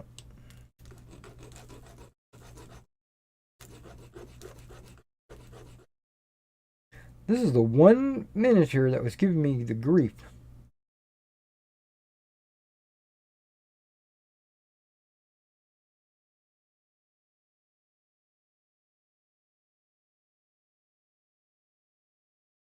What is going on? Because looking at the bottom, it looks flat.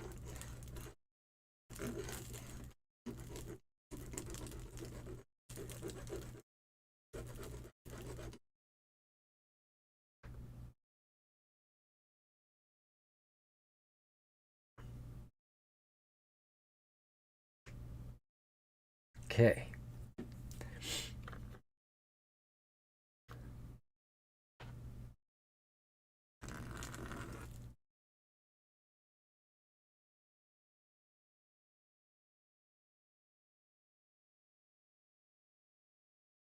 So my wife, as you know, is in the Society for Creative Anachronisms.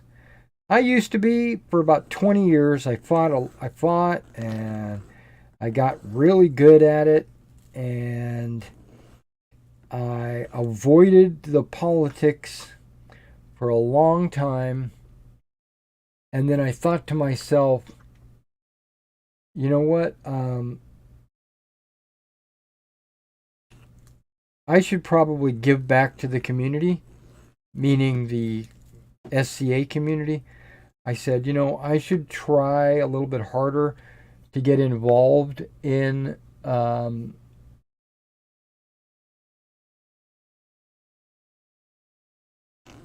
in policy making and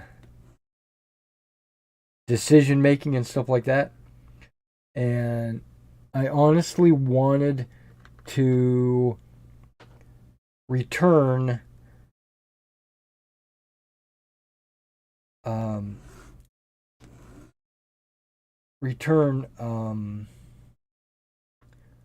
what I had received, right? Because I had been in for about 20 years or so, just enjoying the SCA, just having fun, just meeting people and killing them, and it was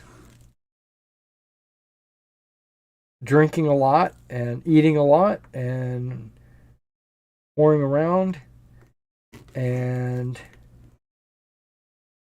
just being medieval, right? And it was rather fun. And so I said to myself, getting older and more mature, I said, you know what? There are some things in this organization that I don't like.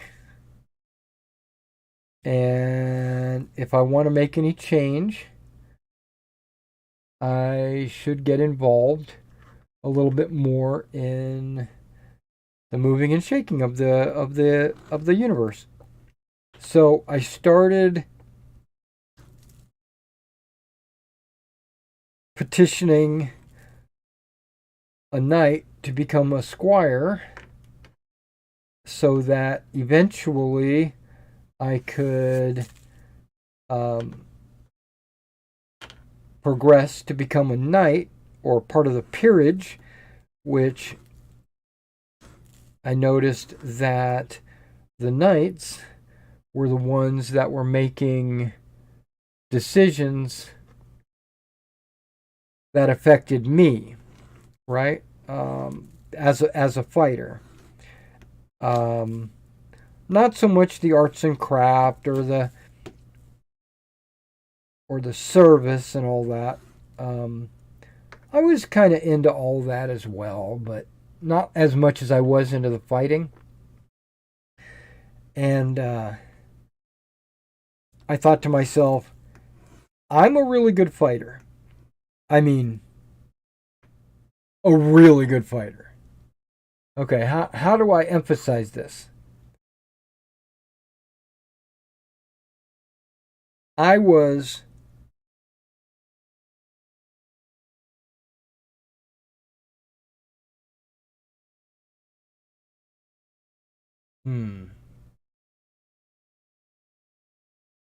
top tier, top 20%. We'll say top 20%. There were some fighters that were really, really good and that could give me a run for my money. And then there were fighters, the majority of the kingdom, that I would just destroy. And knowing this, I wanted to give back to those fighters that I would destroy with knowledge.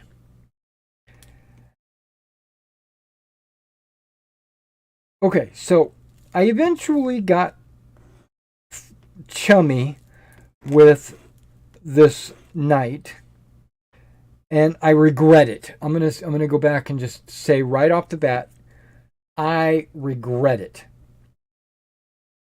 I had a friend named Jacques. That was his SCA name. He befriended a knight to become a squire, and he did this early, like he was fairly new into the SCA. And it kind of was the catalyst that motivated me to to also do that, right? And I thought to myself, well, we are pretty good friends with this one knight that Jacques became really good friends with. So I approached him and said, Jacques was not a squire, right? He was just really good friends with him. And Jacques said that he was trying to become a squire. So I approached this guy. His name is Sir Griffin. And that was my biggest mistake right there, is approaching this guy and asking him if I could become one of his squires.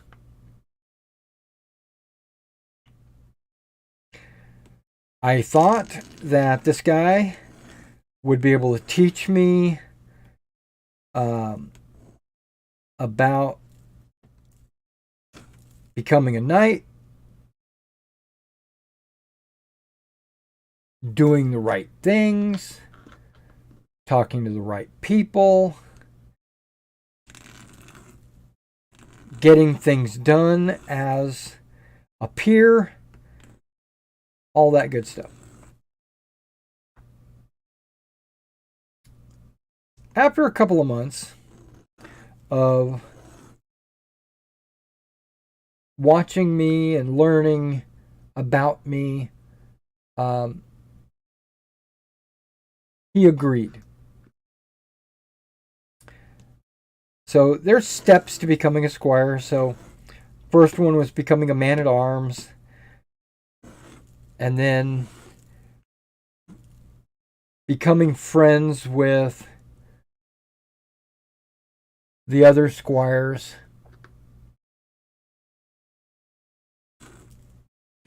etc.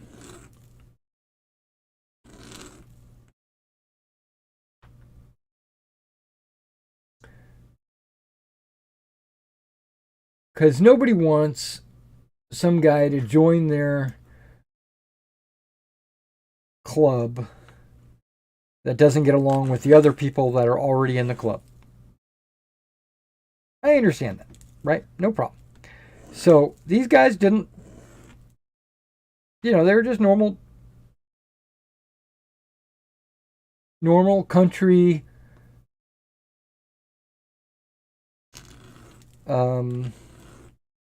I don't want to call them bumpkins. That's not fair. But they're country. And I have nothing against that. You can be as country as you want. Some of the best people are country.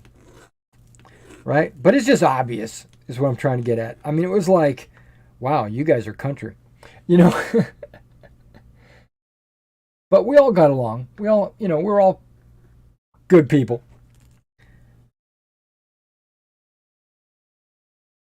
And everybody got along. Everybody had fun. And then eventually I became a squire. And he started showing me the ropes.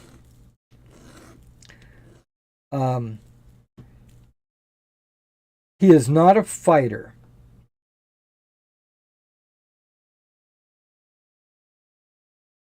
Yes, he fights, but he's not a fighter, if that makes sense. I could beat him.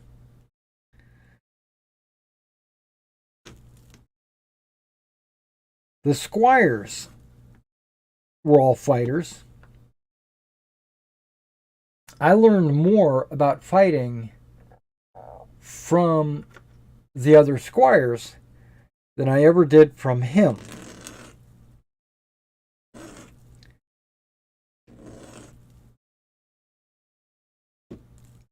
I had a specific way of fighting that worked well, obviously, because I was one of the best fighters in the kingdom. And then he said, I want you to change the way you fight. And I'm thinking, okay, I don't have a problem with that because I was willing to learn new things. All right, no problem. Let's do it. Let's. He goes, I want you to fight this way because it's harder. It's harder to fight this way. I want you to. He basically he was acknowledging the fact that I was good. I was too good. And so he said, fight this way because it'll be more of a challenge. And I'm thinking to myself, okay, because I enjoy a challenge. Yeah, so I fought that way, and I was still good. Not great, not as good as before, but I was still top 50% of the kingdom. Okay, so I was starting to realize this was not the night that was going to teach me how to fight better or more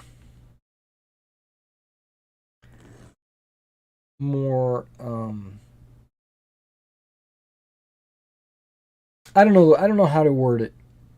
He wasn't the fighting knight. He was more of a politician.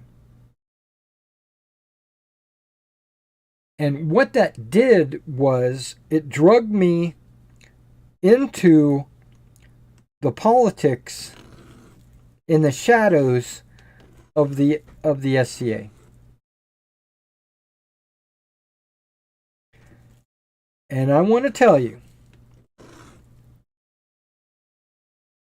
before I got involved into the politics, I had a really good time in the SCA. I was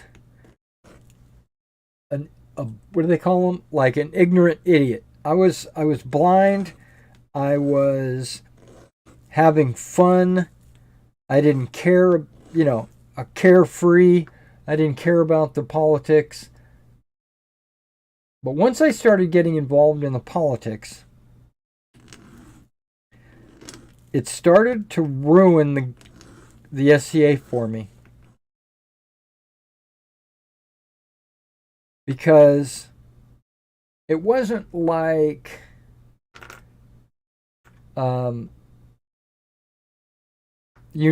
it's not like I go to a meeting and I learn how a rule is made, or I go to a meeting and I vote on this or that, because I had already done that kind of stuff. Okay, I'm going to redo this guy.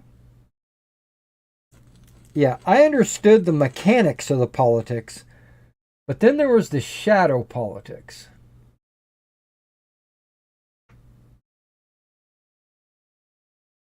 When I say shadow politics, what I'm talking about is the backstabbing, the lying, the manipulating.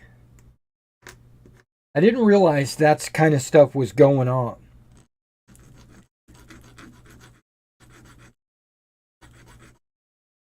Right? So once I learned that stuff was going on, I was like,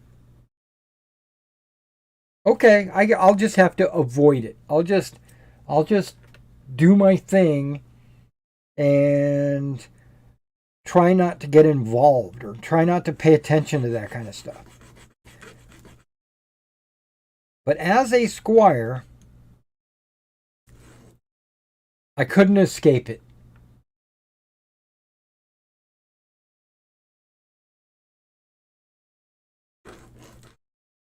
But just because you know someone lies or cheats or manipulates, that didn't stop me from having fun. I just couldn't avoid it. And then something happened. I was something called a seneschal of our local group here in Clarksville. Every month, they want a report coming from the group saying what the group has done for the month. Right? It could be blank. You could say, well, we had a meeting on this day and nothing happened. We didn't vote for anything. We had a potluck party on this day and so-and-so made a dress. They don't really care about all that. They want to know the big stuff. Like, did you have an event? Did you have an election? Or, that kind of stuff. So, most of my reports, to be honest, was no change. Nothing happened. We didn't do anything. Because we don't have elections every month. We don't have parties every month. We have fighter practices, which I listed those, and we have like potluck get-together sometimes or whatever, but most of them are blank. And I have to send them to the Kingdom Seneschal. You send a report. Send it by email. So, I go to an event. I think, I'm trying to remember, but I think it was like a Fighters Collegium, which is an event you go to practice with a bunch of other fighters and learn techniques and strategies and tactics and from other knights. And this is one reason why I wanted to become a knight, was so that I could go to one of these Fighters Collegiums and show off. Yeah, show off. And also to teach. Because if everybody in our kingdom is a good fighter, then when we go to war with another kingdom, we have a better chance of winning. And I was more about war, 100%, more about war than I was about tournaments. A tournament, I'm going to win. Maybe not. There might be somebody there that's better than me. But I just wasn't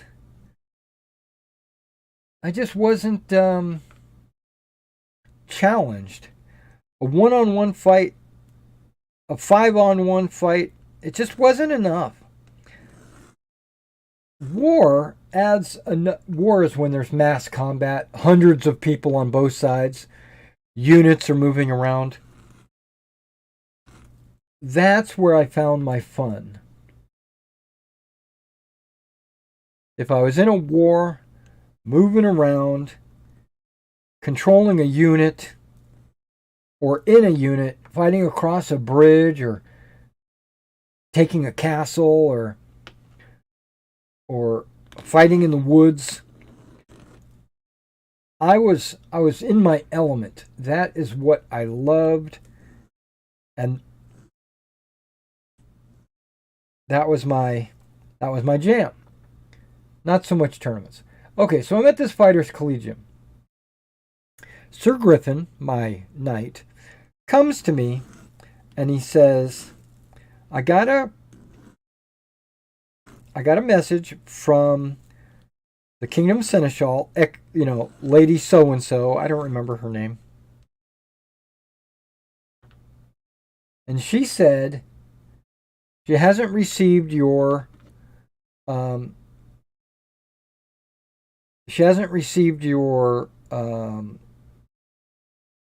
report in the last 6 months.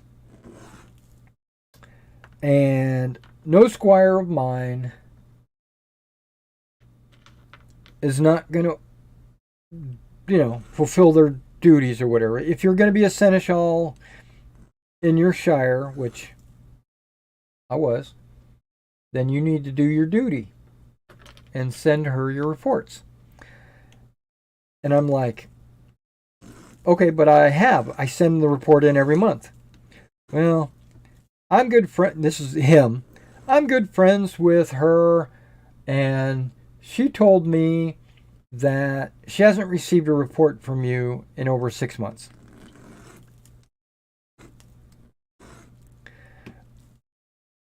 Okay, so let me tell you something. I sent it by email.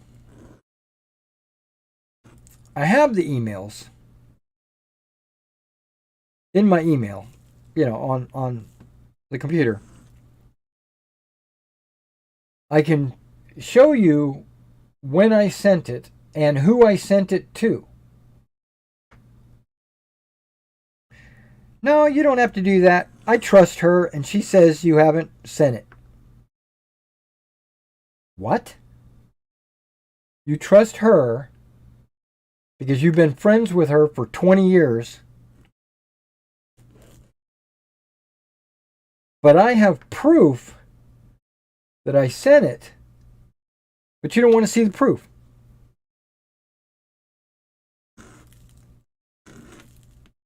Okay. Whatever. I respect the fact that you're been a friend with her for 20 years. Okay. Now I want to say something that I don't know if I should, but I'm going to. Because you guys probably don't even care about any of this. But I'm going to say it anyway.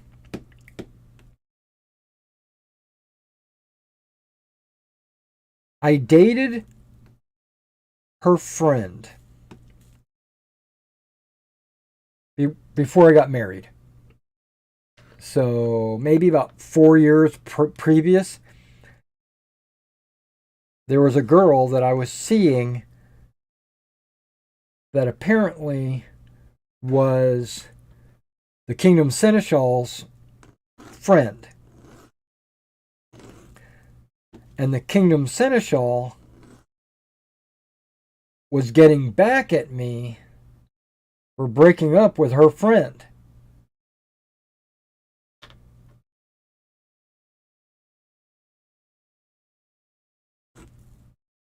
Now, this is all conjecture, but I kind of heard a little bit through the grapevine that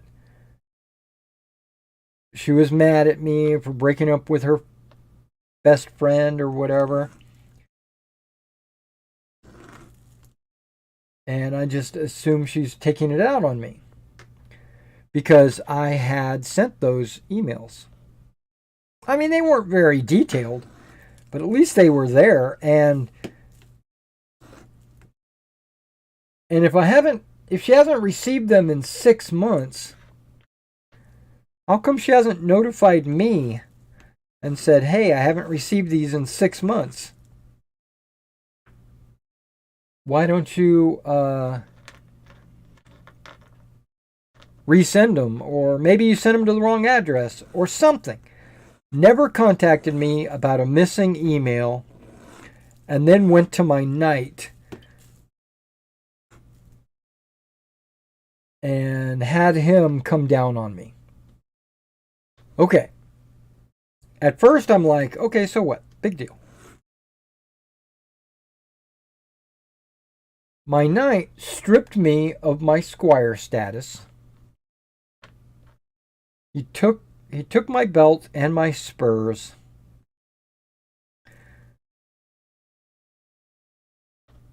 And he says, I'm going to make you a man-at-arms, which is what I was before I was a squire. Because I'm going to make you a man-at-arms, and you'll have to re-earn your squire status again. And I was like, okay, I can do that. And I say that now, looking back on it, because I was a team player. I was role-playing my status in the Middle Ages. I'm a big role player.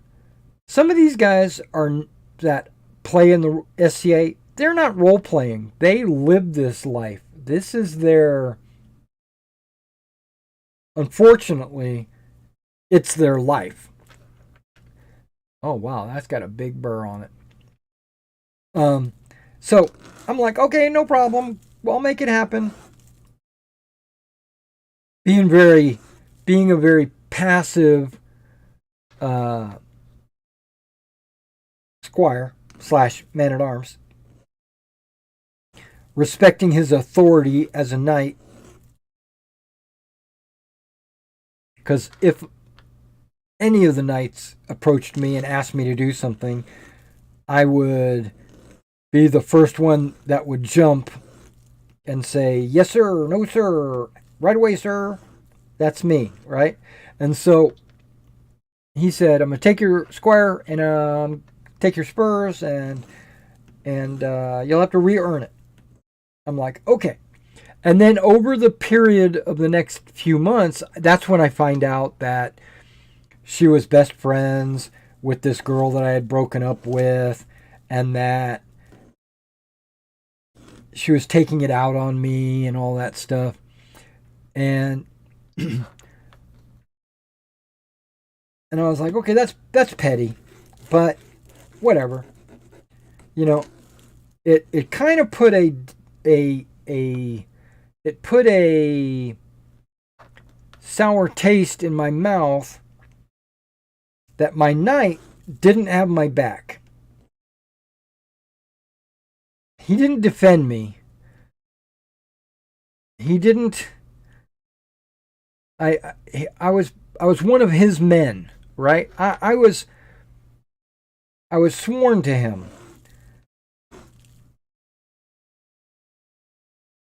But nope, he didn't defend me. So that was the first thing that got under my skin. I'm like, okay, whatever. We'll get past this.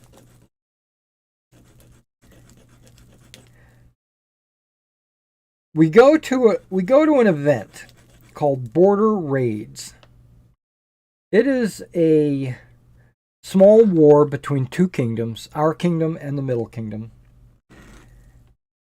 up in Kentucky, right?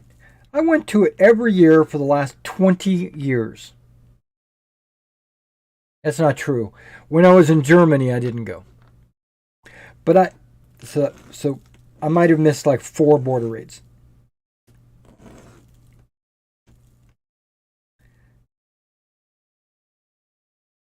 It was my wife's first event.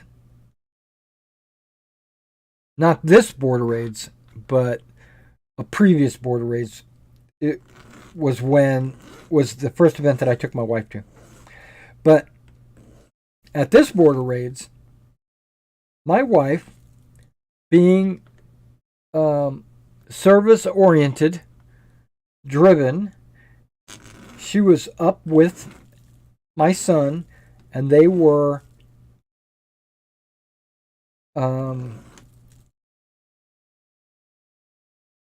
taking on duties and chores and everything else, doing their due.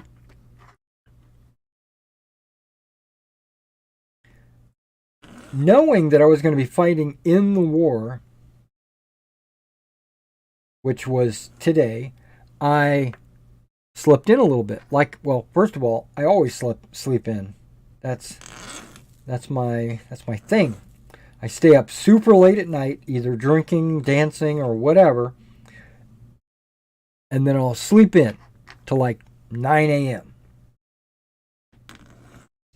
So I get up, I see that everybody's gone out of the campsite, out of our little tent / area.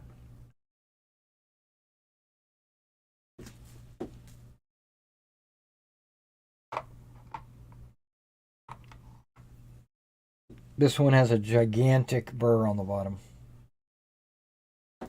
Oh, done. Cut. Okay. So I gather my armor, everything I'm going to need, my weapons and everything else, throw them over my shoulder, and I start heading to the field.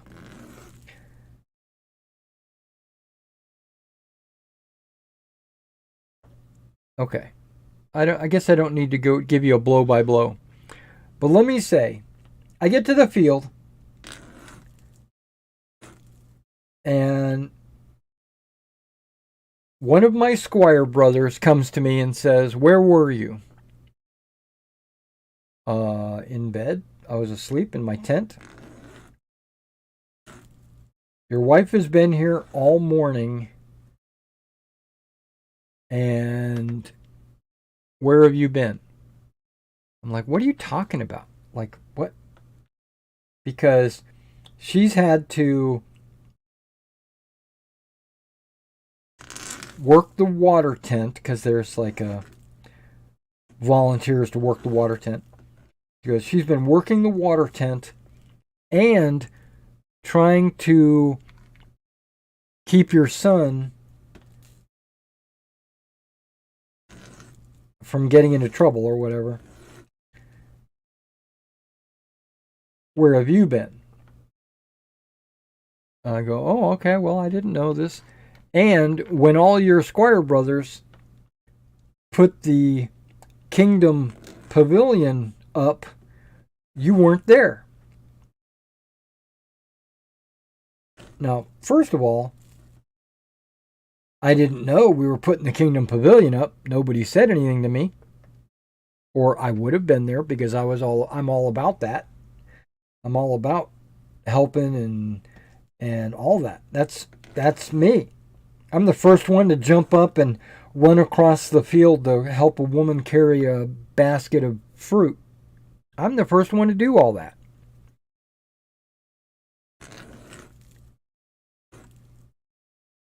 And if you saw that I was missing, someone could have come down to my tent and said, "Hey, we're putting up the tent. We're putting up the pavilion. Will you please come and join us?" Or, "Your presence is requested." Something.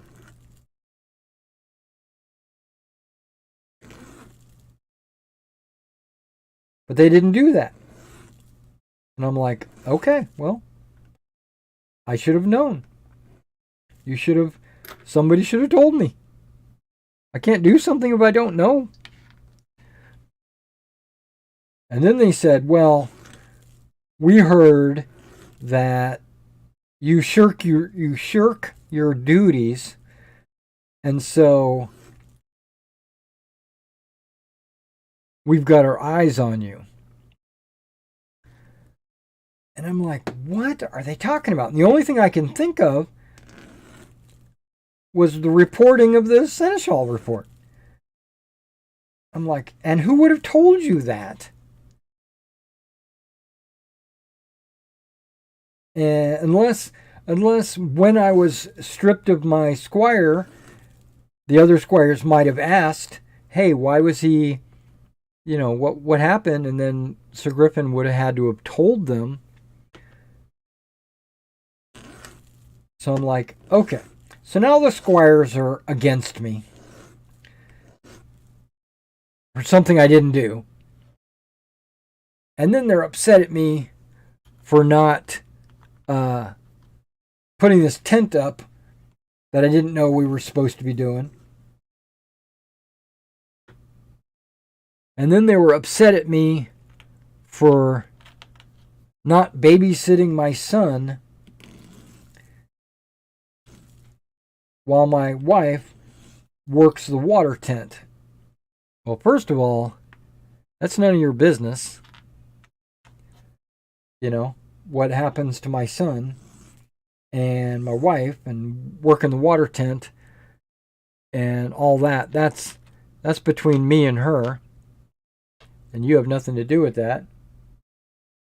So I'm there. I'm got my armor, ready to go. I take Alex off to the side, and and tell him that, he's got to stay around me because I'm going to keep my eyes on him until the fighting starts, obviously. Then he's going to have to go over to the water tent or whatever, because he's a young man, very, very young, a baby, actually. And so then Sir Griffin pulls me to the side. Now, this This is embarrassing to say, but I'm going to say it. I want everybody to know this. He pulls me to the side and he says, point blank to my face, I think you're a bad father.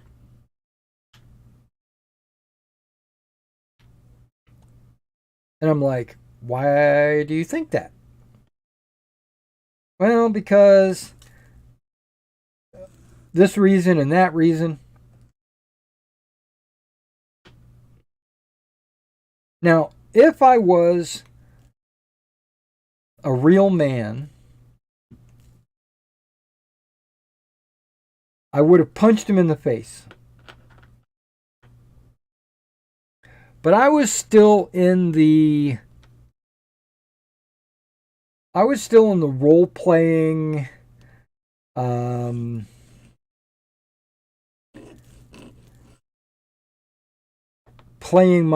playing the role of a squire to a knight, and I just took his word as law, right? I just accepted it.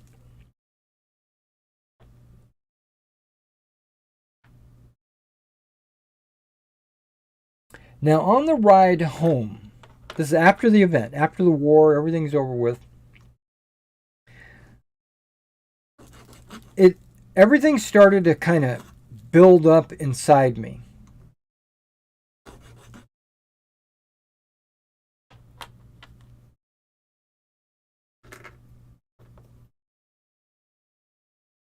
I was like thinking to myself, I just let Sir Griffin tell me I was a bad father. And I didn't do anything. I just accepted it. Almost like I was agreeing with him. First of all, Sir Griffin has no children. He's not personally a father.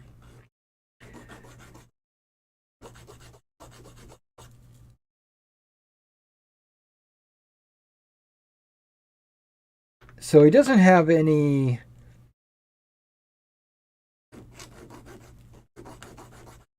leg to stand on. So he says, or I say to myself, what the hell am I doing? I lost my man card. You know? And then I tell my wife this. I tell my wife, because throughout the whole event, I didn't tell her what he had said to me. But on the drive home, I said to her what he had said to me.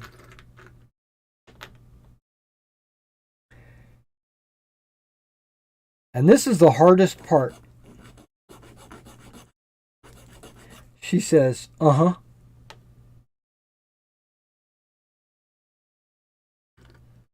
Not that I think she believes it.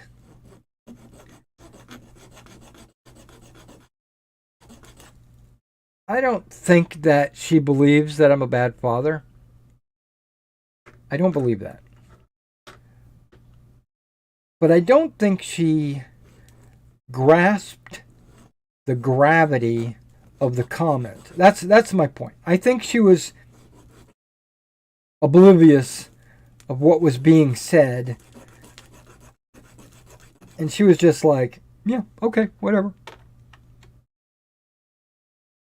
Kind of like I was on the field. Kind of like I was in shock, you know? And so she was probably feeling the same thing.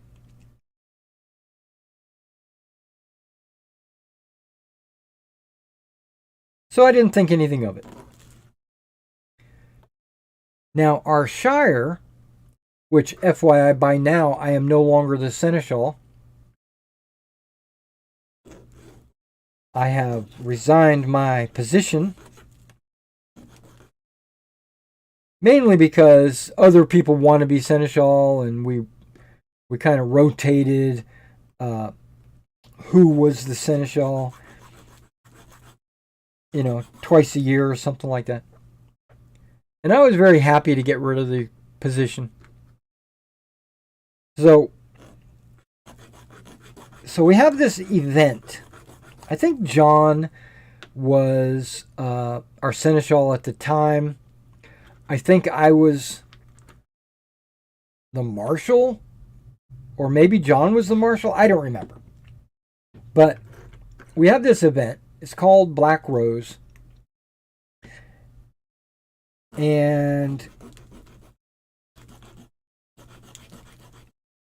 there's a site. It's personal property. This guy's got a bunch of acres.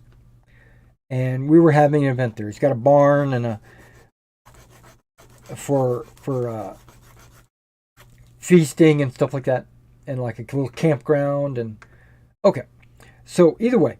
So we go to this site and we set everything up and everything's good. We have a tournament. We have a couple other events like axe throwing and archery and stuff like that. Spear throwing. Okay. So the event's over with. Everybody's gone home or gone back to their tent or whatever. And this is after the fighting had finished. And a couple of my squire brothers were still on the field, putting their armor away, putting it in their tubs or their trailer or whatever they were doing. And I'm out there on the field taking down the fencing and the pavilion and the tables and chairs. Basically, I'm out there working by myself, no help. My squire brothers are sitting there watching me do all this, not helping. Well, first of all, I would have jumped up and helped them if they were doing it. Why? Because, like I said, I'm the first one to help someone else. Okay, so I'm out there all by myself, putting all this up. The sun is going down. And one of them, right when I get finished, or I should say I've rolled up the tent, the last tent, and I packed it away, this guy comes up to me. He's the newest squire, the newest. Like he's been a squire for 2 months or something like that. And I've been with this knight for over a year now. He comes up to me and he says, "We're watching you. You better watch your P's and Q's because we're watching you."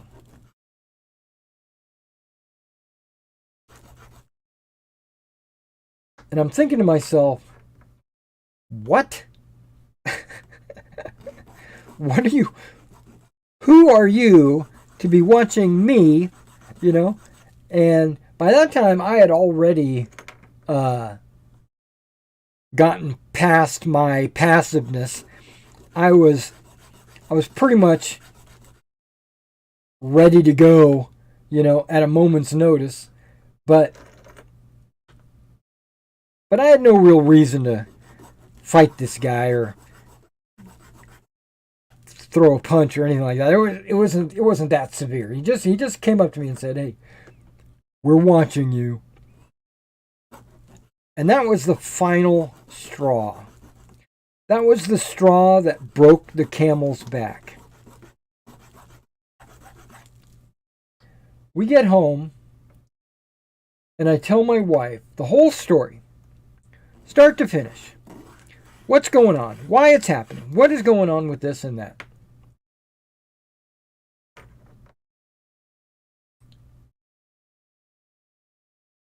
And I tell her that I'm going to take a break from the SCA. I'm not going to go to any events for a while.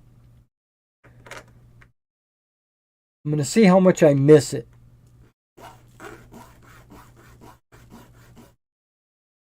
Keep my armor, you know, keep all my weapons and stuff in case I ever feel like I want to go back.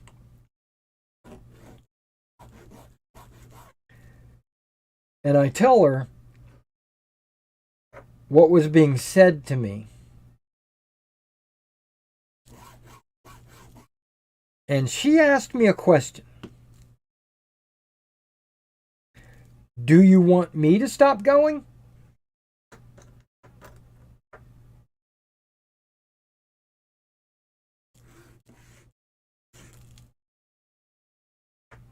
Almost like she didn't care what was going on with me. She didn't care that I was struggling with these people.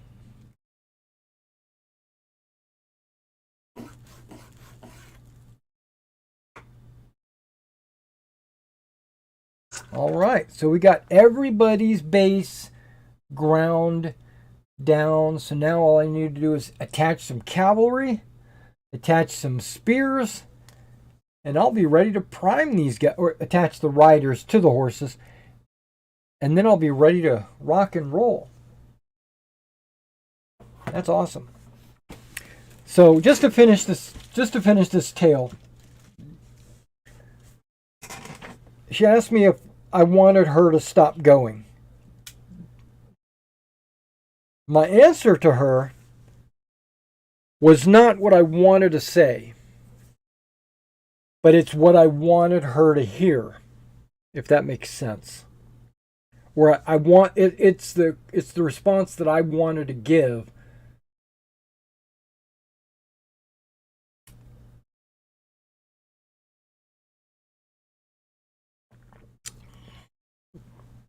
Where's my other set of glasses? Ah, there they are. Sorry.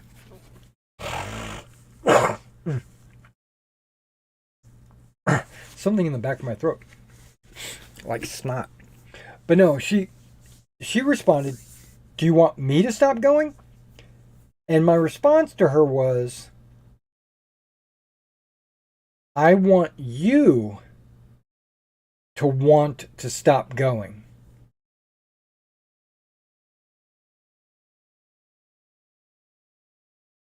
And she goes, "Well, I don't want to stop going.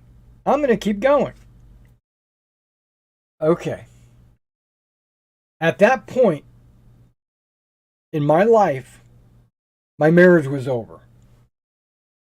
If you know anything about me, you know anything about my situation or whatever, that is the point. That is the one single point where I realized we weren't married. She was my roommate.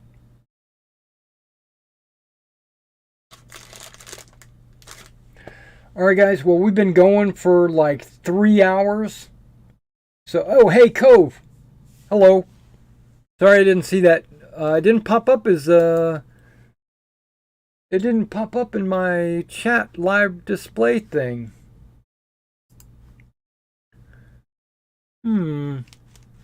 If I go to Twidget and I refresh it,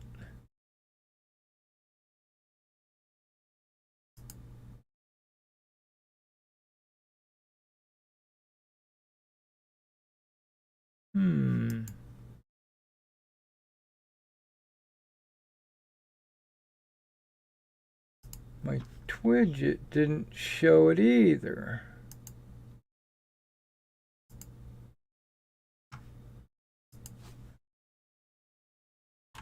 I'm closing. I just want to do a little troubleshooting. Okay, we're connected. It's loading. And now it came up. Okay, for some reason it didn't come up before. See, I can click it and it'll say hello. Yeah, I don't know when that came in, but it probably came in an hour or two ago. But either way, I appreciate you coming and watching and listening to my sob story about the SCA. I love the SCA. The SCA was half of my life was in the SCA. But when you pay money to go to an event like 20 bucks, not a huge amount. But let's say you pay 20 bucks, you go to this event, and there's people there that hate you for, I don't know why, because I'm the most, amiable person that I know. They hate me for whatever reason. They've received some lies and they believe them. And I go to this event, and then they rake me over the coals. They talk me on my back or whatever they're doing. And it makes me feel uncomfortable to be there. Why would I go back? Why would I put myself through that? And that's why I stopped going. And my wife, now, if she just went to the events and did her thing and enjoyed the companionship and learned about the Middle Ages and all that kind of stuff, I would have no problem with her going. But she is still affiliating herself with Sir Griffin and his household. She even became a apprentice to Sir Griffin's wife, and then later became a pelican.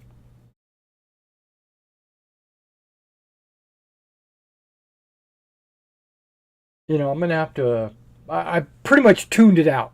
Ever since that happened, I've tuned everything out. I think she might even be a Laurel. But she's a Baroness now. That's pretty awesome. But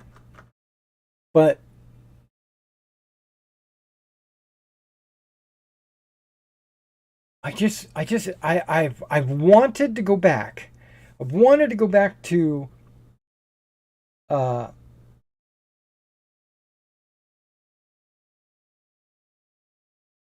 participate, but something in the back of my head is saying these people are still there and they're still involved.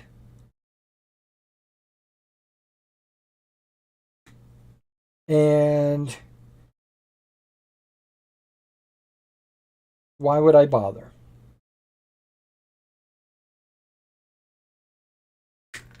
And that's when I started doing airsoft. Airsoft was my